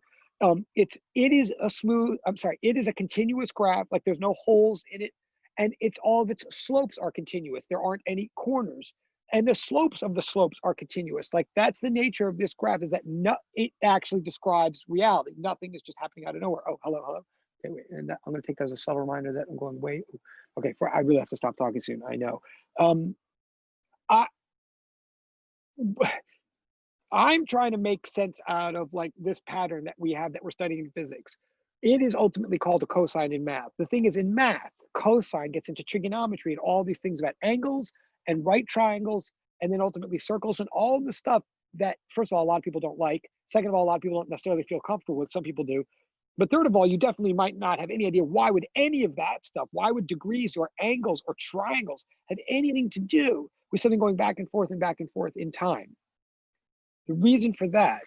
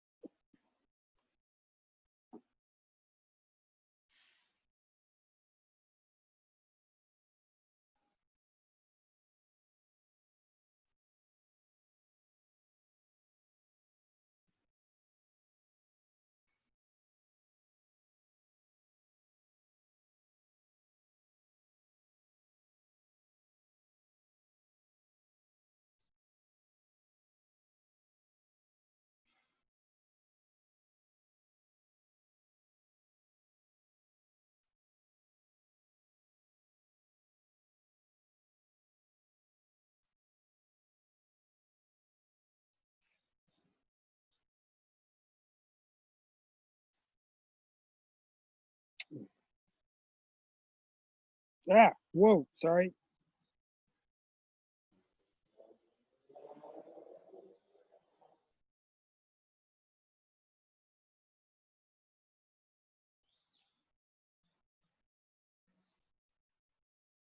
Oh, this is the color I've been looking for. I'm sorry. This is the color we need here.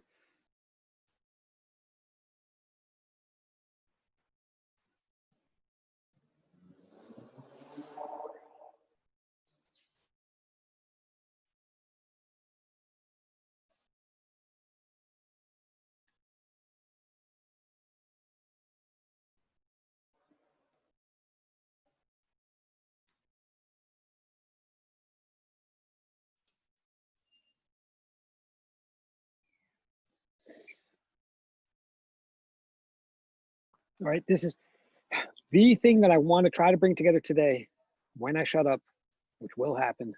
The thing that I'm sort of trying to get to put back on your plate is that we're looking at oscillators in this class, and for a reason, but we're looking at harmonic oscillators, clocks, systems that go back and forth, back and forth, back and forth periodically. We are going to mathematically describe those systems and predict those systems and do things with cosines. One connection is the graph. That's what I'm saying so far. One big connection is that if we graph our systems, they're going back and forth and back and forth, just like the graph of cosine goes back and forth. Okay, fine. But when you see cosines all the time in math class, you see them in a context that has to do with angles and right triangles and circles. And I'm saying here what students very reasonably often say or think or say, which is, okay, what is all that stuff? When you think cosine in a math sense, what does that have anything to do with what we're trying to do here in physics? I'm going to tell you, and then I'm going to turn it to you to play with it a little bit. I'm going to tell you, here's the answer.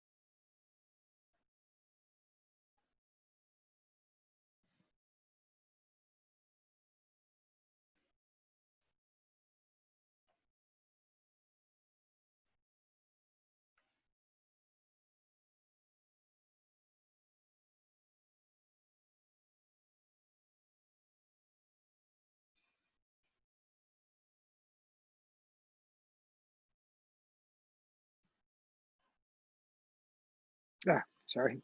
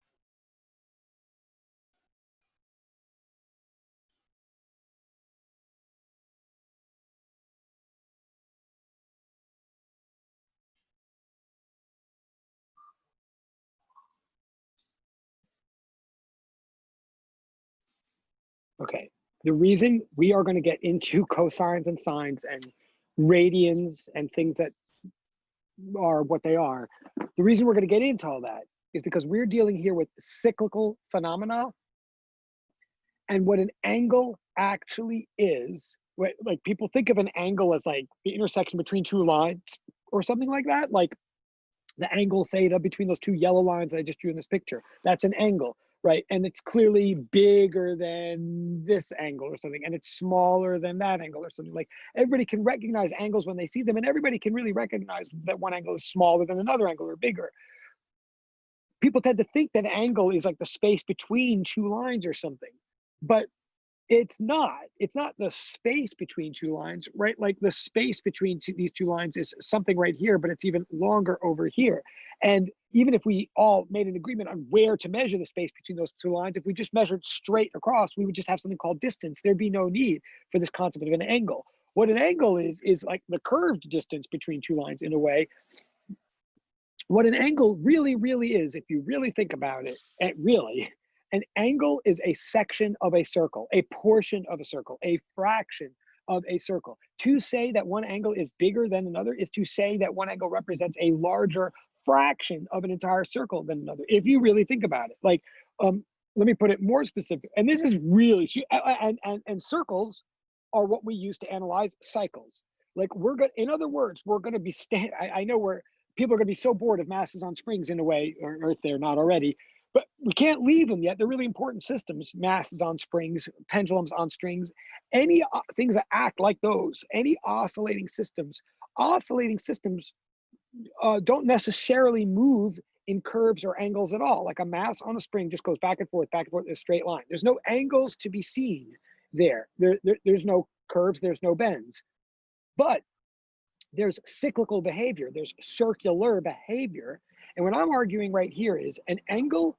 What an angle is a section of a circle. We can use our understanding of section circles to understand cyclical phenomena. More specifically,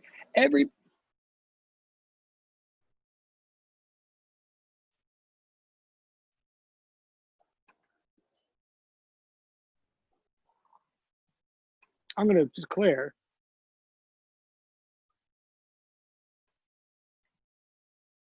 you all know, like, if I do one line like this and one line like this, right, and I looked at the angle between them, everybody know, like, I know that everybody in this room who's hearing me right now, everybody knows that angle right there is a right angle. Everybody knows it's bigger than like this angle, like in between it. Everybody knows it's a right angle. So many people call it 90 degrees. It is, sure. I call it pi over 2 radians. I'm going to ask you to start calling it that soon too. But whatever we call it, I call it pi over 2 radians. You might call it 90 degrees. Whatever it is, we all know what it is, no matter how long those two lines are, because what it is a fourth of a circle, if you really think about it, right? Like, it meaning, if I drew something like, oops, sorry. Whether I drew it like that, a curve like that, or like that, like, regardless of how big of a circle I picture, regardless of whether I look at these two lines or these two lines, no matter what kind of circle I'm picturing, no matter what large radius I'm picturing, I can see that those two lines constitute a trip of 1/4 of the way around the circle. That's what's going through my head. When you recognize that formation and you call it 90 degrees, what you're recognizing is a fourth of a circle. Or put in, yeah.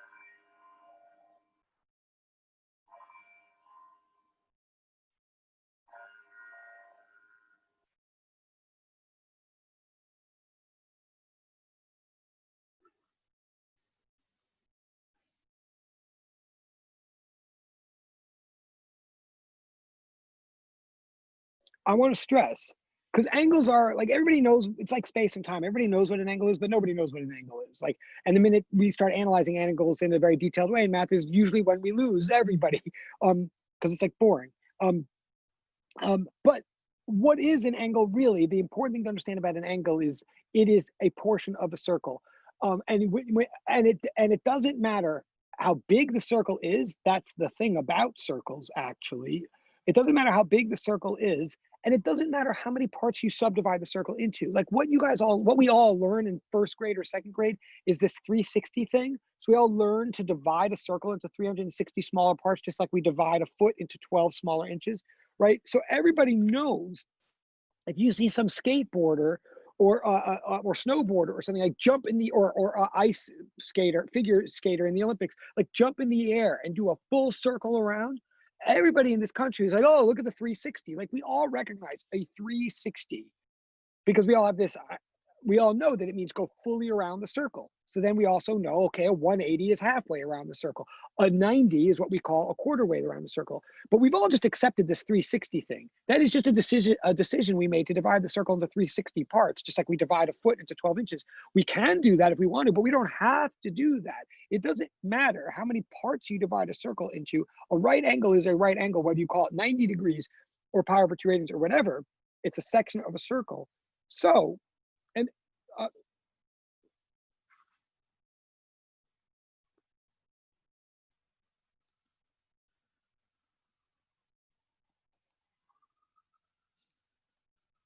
so what the definition of an angle really is, if I'm saying in English, an angle is a portion of a circle, well, mathematically, what that really means is an angle is arc length. And I know you know this, but it doesn't make sense until it makes sense. And maybe it does, maybe it doesn't.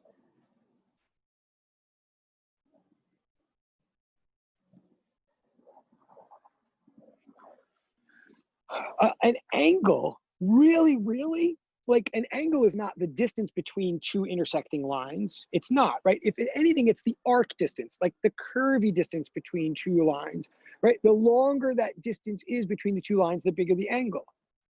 But of course, it totally matters where you measure. So what we're really saying is, as long as if you have two lines that are intersecting, as long as we all agree to walk out 1 meter along one of those lines, and then measure the arc length to the other line, then what I'm saying is then to say that something is a bigger angle is to say that it encompasses more arc length from a given circle. Actually, notice I'm saying that arc length is measured in meters, radius of a circle is measured in meters. The meters cancel out, and an angle is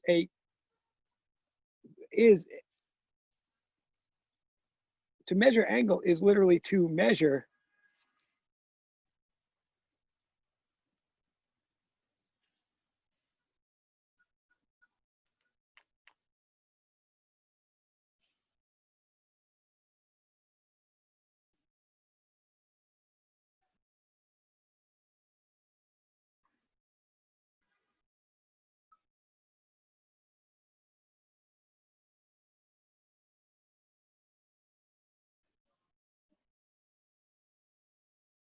I know there's no way you can read this, but I'm saying an angle is how far along a circle you go. If you go farther along in a given circle, you're sweeping out a bigger angle. Sure, you could cheat by just going out in a bigger circle. Like you could cheat by going the same section, but throughout a bigger circle, but then you'd be dividing by a bigger number. So we catch you in the cheating. In other words, don't suddenly pop to a circle of twice the size and then measure your arc length, because we're going to ask you that to get whatever you got for your arc length and divide by 2. So what we're saying is angle is arc length per given agreed upon circle, whose size we call 1. So angle is arc length divided by radius. That means it's a length measured in meters divided by a different length, also measured in meters. So the meters cancel out. And strictly speaking, again, before you get into degrees or radians or anything, what an angle is a pure ratio, a fraction that has no units at all. And that fraction is the fraction of a circle represented by the angle. So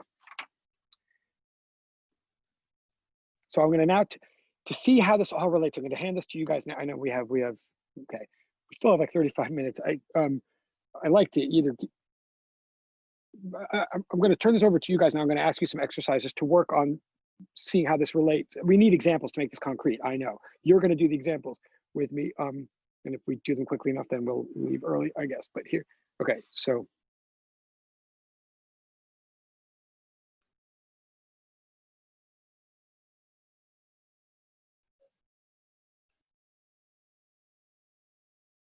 So we're going to do some example exercises of this right now so you can see what I'm talking about. They are example exercises meant to relate the cosine of math and angles of math, to trigonometry of math, to oscillators of physics.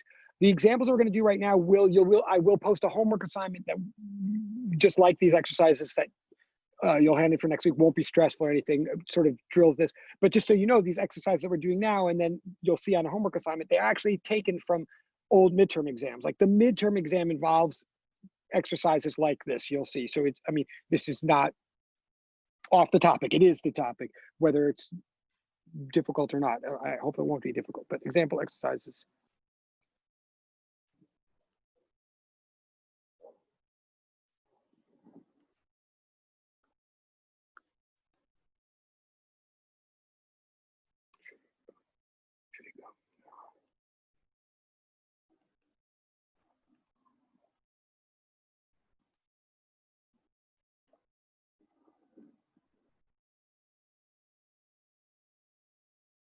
So again, what I'm talking about right now, what the purpose of this example is that I mean, it's all very abstract. I'm about to ask you to work on some examples that will try to show you, or you'll try to show yourself, how we can describe harmonic oscillators with trigonometric functions from math. Okay, that's what this is about.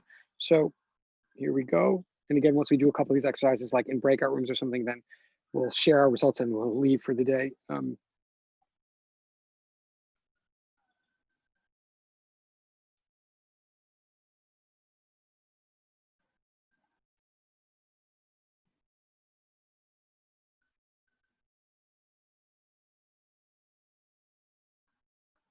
Oh, wait, sorry.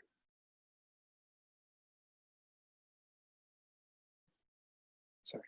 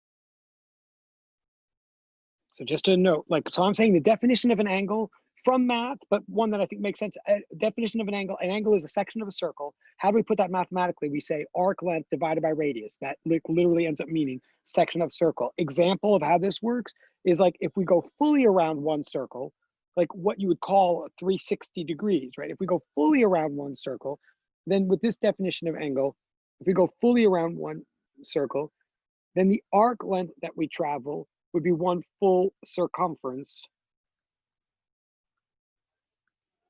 And around that circle, whatever the radius r is, like if I travel fully around some circle, I may not know what the radius is. Maybe it's 1 meter, maybe it's 2 meters, 3, I don't know, but I'm going to call it r. But I do know that the circumference of any circle is 2 pi times the radius of that circle, right? Like this is, and so if I go around one circle, in this case, going around one full circle, I go 2 pi r all divided by r. the r's cancel out. You've seen this before in math. I'm just trying to put in perspective now for this physics. And this is why we say, if we measure angles in this pure way, if we just apply this definition of angles and we don't apply any further unit conversion or anything, then we would say that the angle that you've traveled, if you go around one circle, we'd say that you've traveled 2 pi radians. Now, radians are just a name for this pure measurement of angle size. I am saying, and I know you've seen this in math, but I also know we generally people hate it in math. So let's try to hate it less now. I'm saying that if you go around a circle, if you do what you call a 360 degree, you could just as easily call that a 2 pi trip. Now, a degree is a 360, sorry, you could easily call it a 2 pi trip. Either way, whether you measure it in degrees or radians, either way, there really isn't an actual unit that is going to come up. And either way, you're really just measuring the fraction of a circle. If you decide that what you're measuring in are called degrees, then you go this extra step of dividing the circle into 360 parts. Everybody gets used to that in kindergarten, so you do it, and then it seems to make sense, but it's just something that we've been doing since kindergarten. It doesn't actually add anything to add an extra step of dividing the circle into 360 parts. What makes the most sense is just to leave it alone as it is and call whatever answer we get an answer in radians. So I'm fully saying,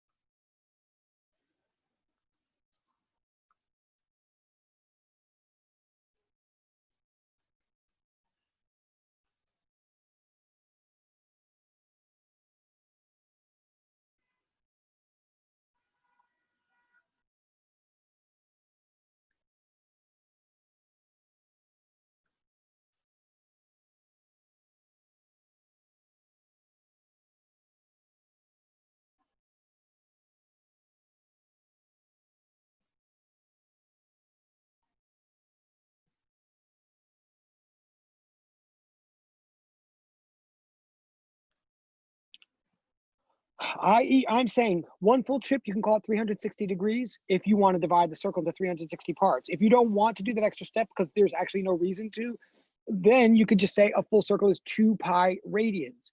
That is a number. It may be a special or unusual number with a Greek letter, but it is a number. It's not the number 360. It's the number like 6.28. It's roughly the number 6. That's what you want to picture from now on. In other words,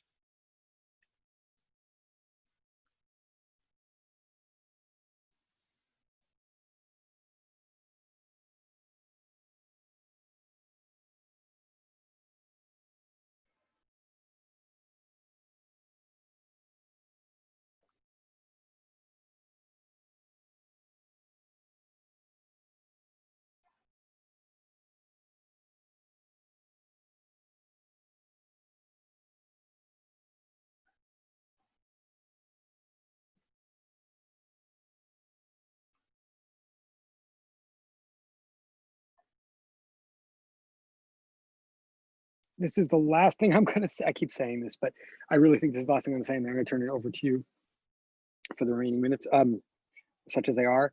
I'm trying to, secretly I'm trying to teach radians right now. Secretly what I'm trying to do is get everybody to get on board with radians because everybody tends to hate them, which is fair because everybody tends to be used to 360. What I want to get everybody to see is that 360 is something you're just used to. There's no intrinsic value to it.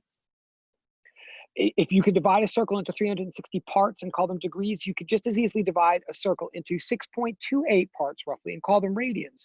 The 6.28 is a fancier number, but we can't even measure exactly 6.28 on half of our rulers anyway. It doesn't matter about the exactness. It matters about the scale. So I'm saying from now on, instead of thinking of a circle as consisting of 360 small parts called degrees, think of a circle as consisting of about 6 parts, a little bit more than 6 parts, a little bit more than 6 parts, but basically 6 parts, each of which is called a radian.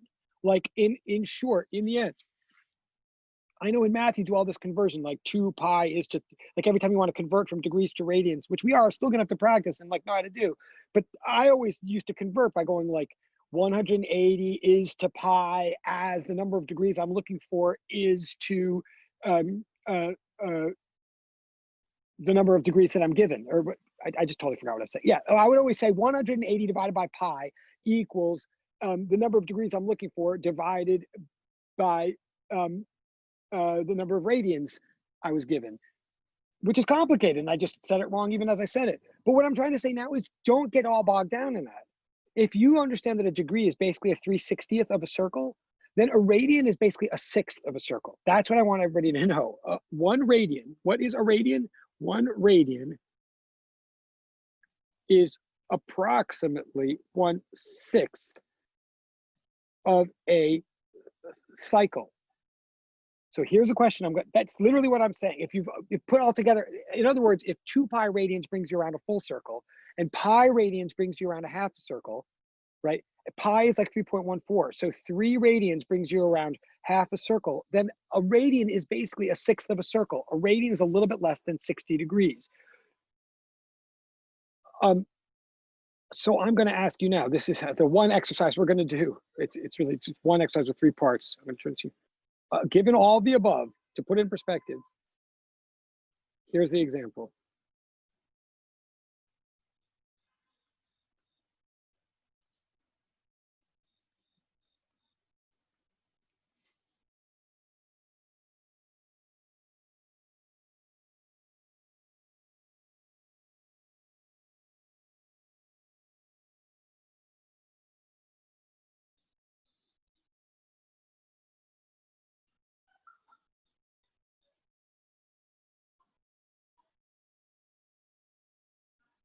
Okay, let's say we have some oscillator, like a mass on a spring or a pendulum bob on a string. And let's say we know, because we did motion 2 or motion 3, or we took some data in the lab, let's say we know that this oscillator has a period of 5 seconds. That means it takes 5 seconds to do a full cycle, like a round trip of there and back, or there and back, whatever it is.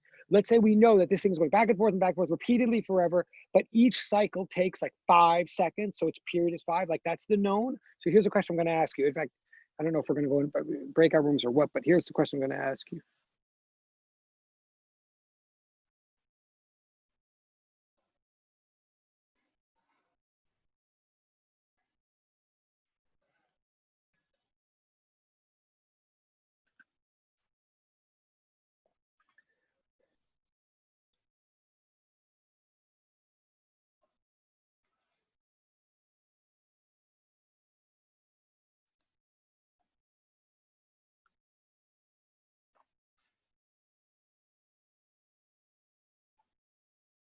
Oh, yeah.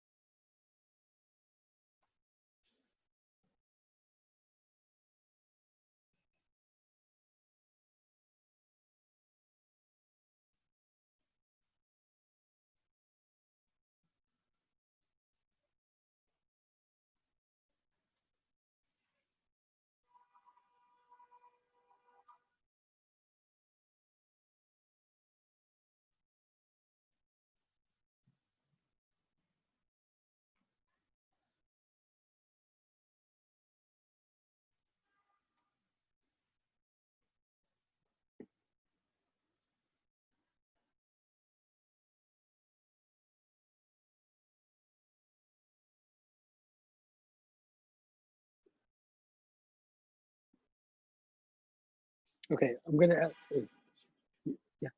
So I'm going to ask you to do these 3 questions right now. It's not, if you've been following me, this is maybe just a direct plug and chug. It shouldn't be, it's not meant to be a trick question. It's not meant to be deeply fascinating. It would be somewhat straightforward. If you haven't been following, I mean, but if you've been half following me, please like look at, this is just meant to put together whatever notes we've taken today and catch us all. So could everybody try?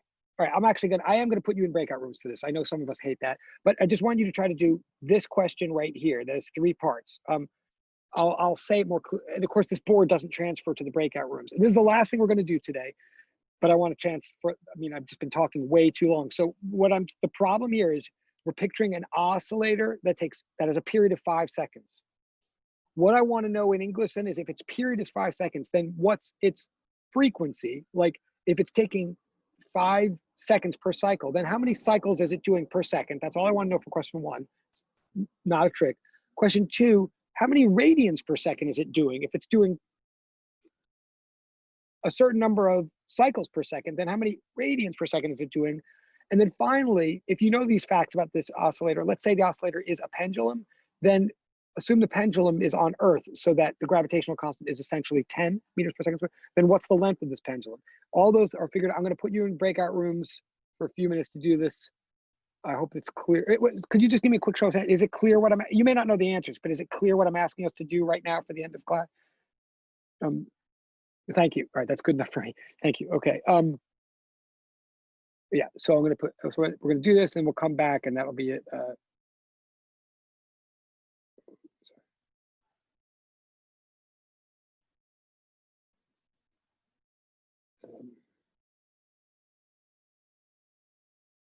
right, so please go to the breakout room that you're assigned. Please work on this together. We'll get back in a few minutes, say the answers and we'll be done. And I'm going to move also. So thank you very much. You guys are really fast. I appreciate it. You're totally paying attention, which is amazing. Katerina and Anastasia, you guys are good? Or did I? So please, everybody, do go to the breakout room.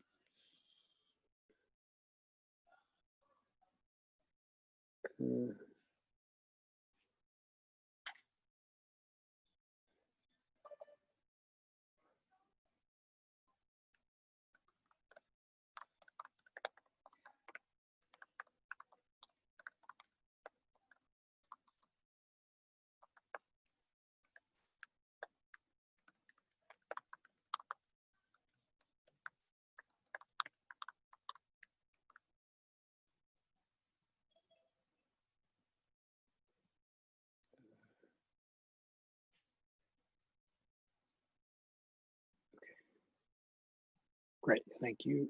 Okay, and Anastasia, sorry. And Katerina, you see what?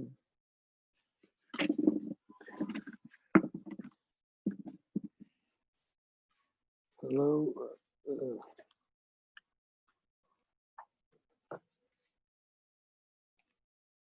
Hello, Anastasia, you good? Ekaterina, you good? Please join breakout rooms. Ekaterina, Anastasia.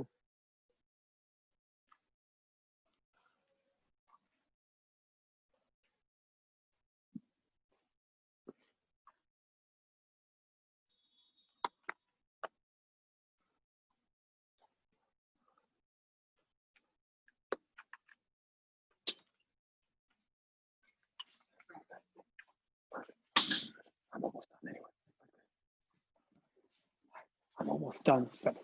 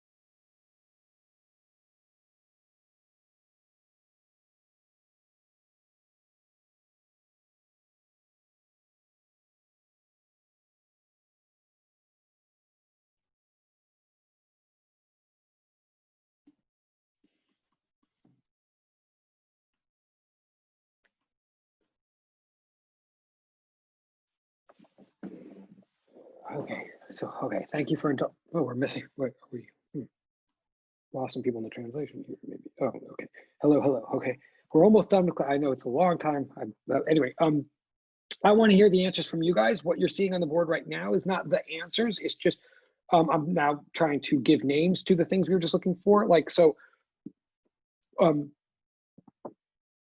I told you that we have this oscillator whose period. Oh wait, I think I've lost audio. Hold on. Excuse me for a second. I have to switch audio.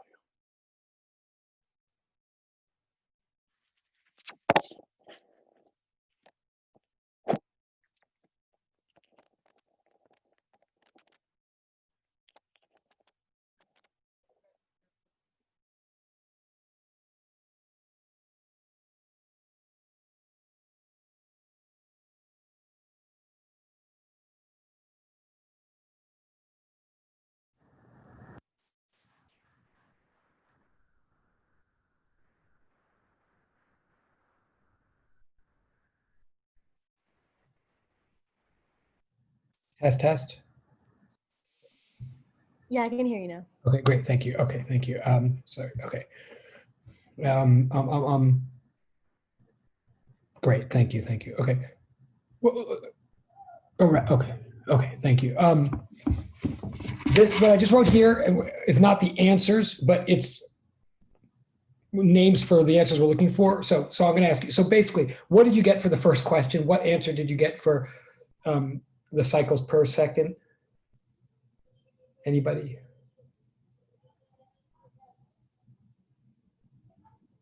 Maybe it's gonna be a fraction 1 divided by time.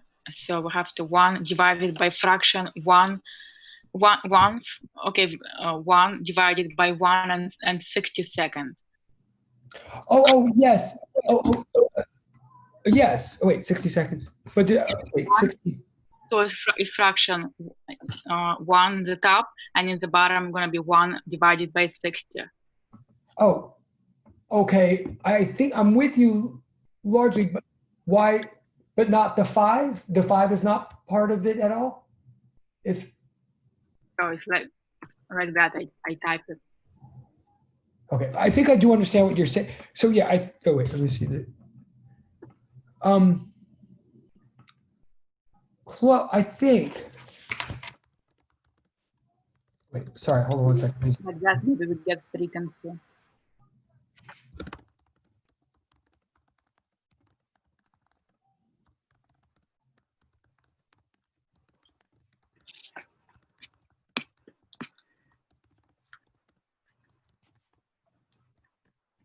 What I'm saying.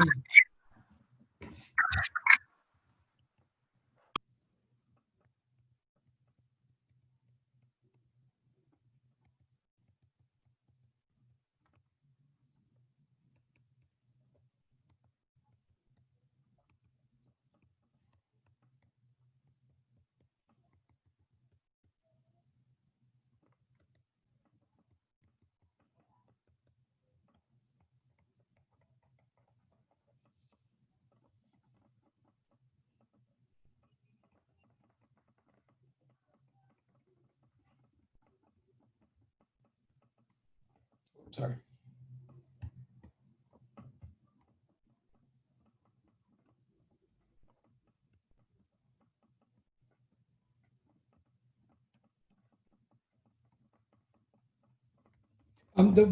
So what I'm saying might be even simpler even than what you might be thinking. I'm saying if we know for a fact that it takes something 5 seconds to complete a full cycle, so every 5 seconds a cycle is completed, then what I think that means is every 1 second, only a fifth of the cycle has been completed. Like if I take 5 hours to run around the track, then I've only made it 1/5 way around the track every hour that elapses. In other words, what I'm really saying here is seconds per cycle is the reciprocal of cycles per second. I'm saying that we can look at an oscillator and either measure its period of time per cycle, or we could just flip that idea and measure how frequently it completes cycles per second. But they literally are the inverses of each other. So I'm saying from now on, we have a concept of period. but we're also going to have a concept that we call standard frequency.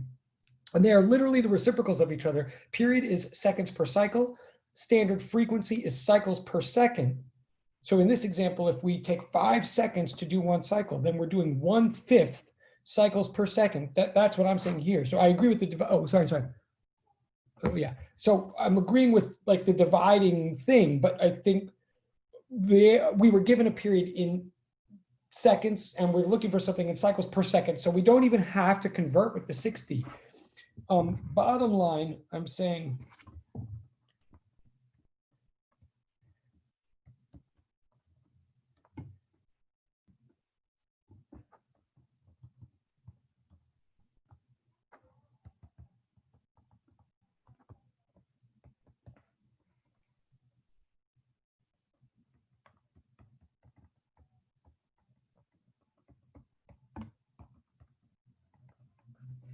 and I'm going to go one step further. So I'm going to say if something has a period of 5 seconds per cycle, then it has a frequency of 1/5 cycles per second. And I'm going to go 2 steps further and say there's a name for that. From now on, 1 cycle per second is what we're going to call from now on 1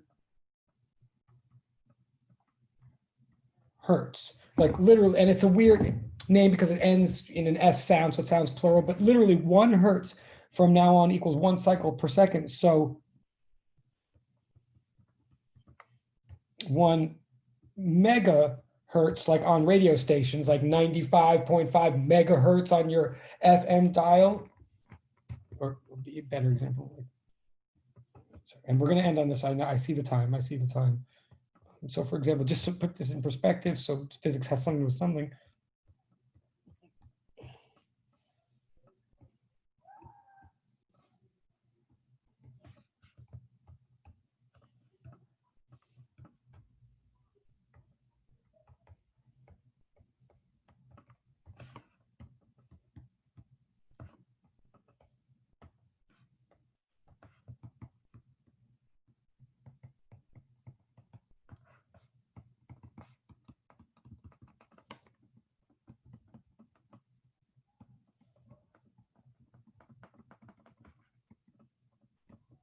Like literally the radio station 104.3 FM or 95.5, whatever, or yeah, FM means 140.3 megahertz. That means million hertz, million cycles per second. Something is vibrating at 104.3 million cycles per second. Something really is. If you're tuned into the radio station 104.3, FM stands for frequency modulation, okay? Modulate is to change. And we're almost done. So I'm saying from now on, 1 hertz is 1 unit of standard frequency, 1 cycle per second. And the whole purpose of it is it doesn't matter how big the cycle is. This deals with anything that is cyclical. But lastly, because I know we have to go in 2 minutes. Lastly, for the last question, then I asked, so question 1, oh yeah, was F equals 1/5 cycles per second, or what I'm going to now call 1/5 hertz, like equals 0.2 hertz. That would be technically the answer to question 1. You wouldn't have known hertz before, but now I'm telling you, and you wouldn't have known it was called standard frequency necessarily, but now I'm telling you. Question 2 was then how many radians per cycle? Well, what I want you to understand is it's this simple. There's 2 pi radians per every cycle. So if it was doing 1/5 of a cycle per every second, then it's doing 2 pi times 1/5.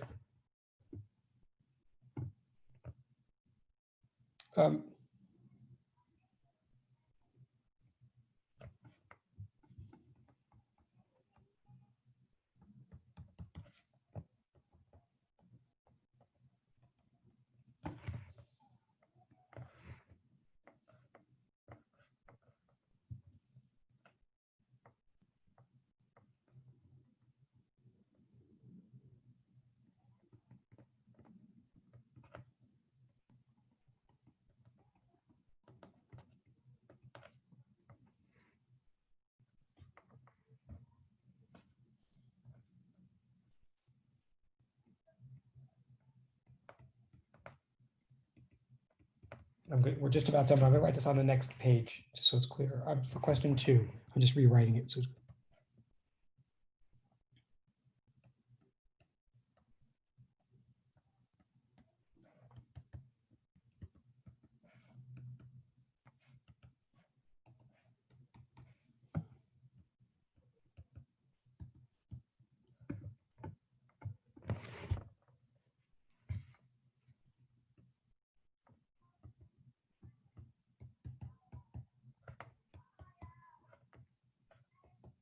standard frequency is how many cycles you complete per time.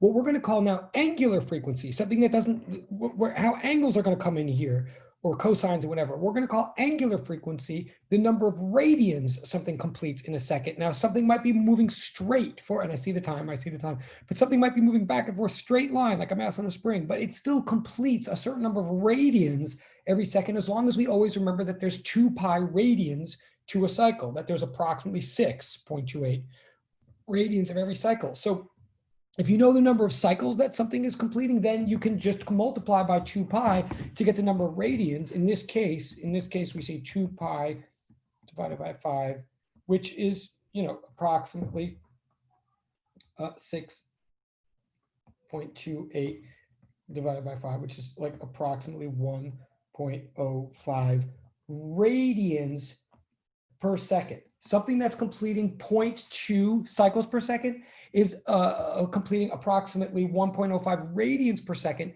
We call that angular frequency. It's just taking the concept of frequency, but scaling it down to sixths, to radians, because it makes the math easier to work with. And from now on, for all time, just like F stands for standard frequency, from now on, we're going to use a lowercase omega. Sorry, this is the last thing we're saying today. A lowercase omega to stand for angular frequency, the number of radians something undergoes, a cyclical system traverses in a second. Angular frequency. That is supposed to be an omega, not a W. It's a lowercase omega. We use it to stand for angular frequency. I'm actually not even going to go over the third question because I know it's time, but the one thing I want to say is one lesson here is we're going to describe harmonic oscillators with cosine functions. Cosines come in because angles come in. Angles come in because an angle is a section of a circle. A circle can be divided into 6 radians in this very convenient way. If you've ever learned to divide a circle into 360 parts, the last thing I want to say today, just to bring this all full circle, so to speak, okay, I'm making fun of degrees because degrees really don't help in math. We're just all used to them, but they really don't help the way radians do. So I'm trying to point out that dividing a circle into 360 parts doesn't do anything for any of us if we're trying to analyze physical systems, but it might have crossed your mind. You might be wondering, well, why did anybody ever divide the circle into 360 parts? Where did that idea come from in the first place? If it's totally useless, it's not totally useless. It comes from somewhere that you might have already guessed. Where it comes from is outer space. We divide the circle into 360 parts because the great circle that it takes the sun to go around the entire sky, or us to go around the entire sun, however you want to say it, the great circle that passes through the whole sky encompasses approximately 360 small rotation circles. Like the fact that there's 360 approximately rotations per revolution, 360 days in the year, is entirely where that 360 thing comes from. It's from circles in outer space, which I find fascinating and awesome, and I find to be another relationship between autumn and what we're doing here in physics. But even I don't believe that thinking about outer space or the sky helps me at all if I'm analyzing a mass on a spring in the lab. So I love the 360 that it comes from the sun, the moon, and all, and I love outer space, but that 360 doesn't do anything for me if I'm analyzing a mass on a spring. So I choose radians instead. That's all I'm going to say for today. I know I've kept you now 5 minutes over after all that talking. Don't worry about question 3. I will post homework. I'm going to hop off now because everybody has places to be. You've been very, very, very, very, very, very, very, very patient and indulgent. I appreciate it. We're going to just keep doing physics next week. So thank you very much. Seriously, I'm going to hop off now. Bye. Thank you, Professor. Thank you, guys. Thank you.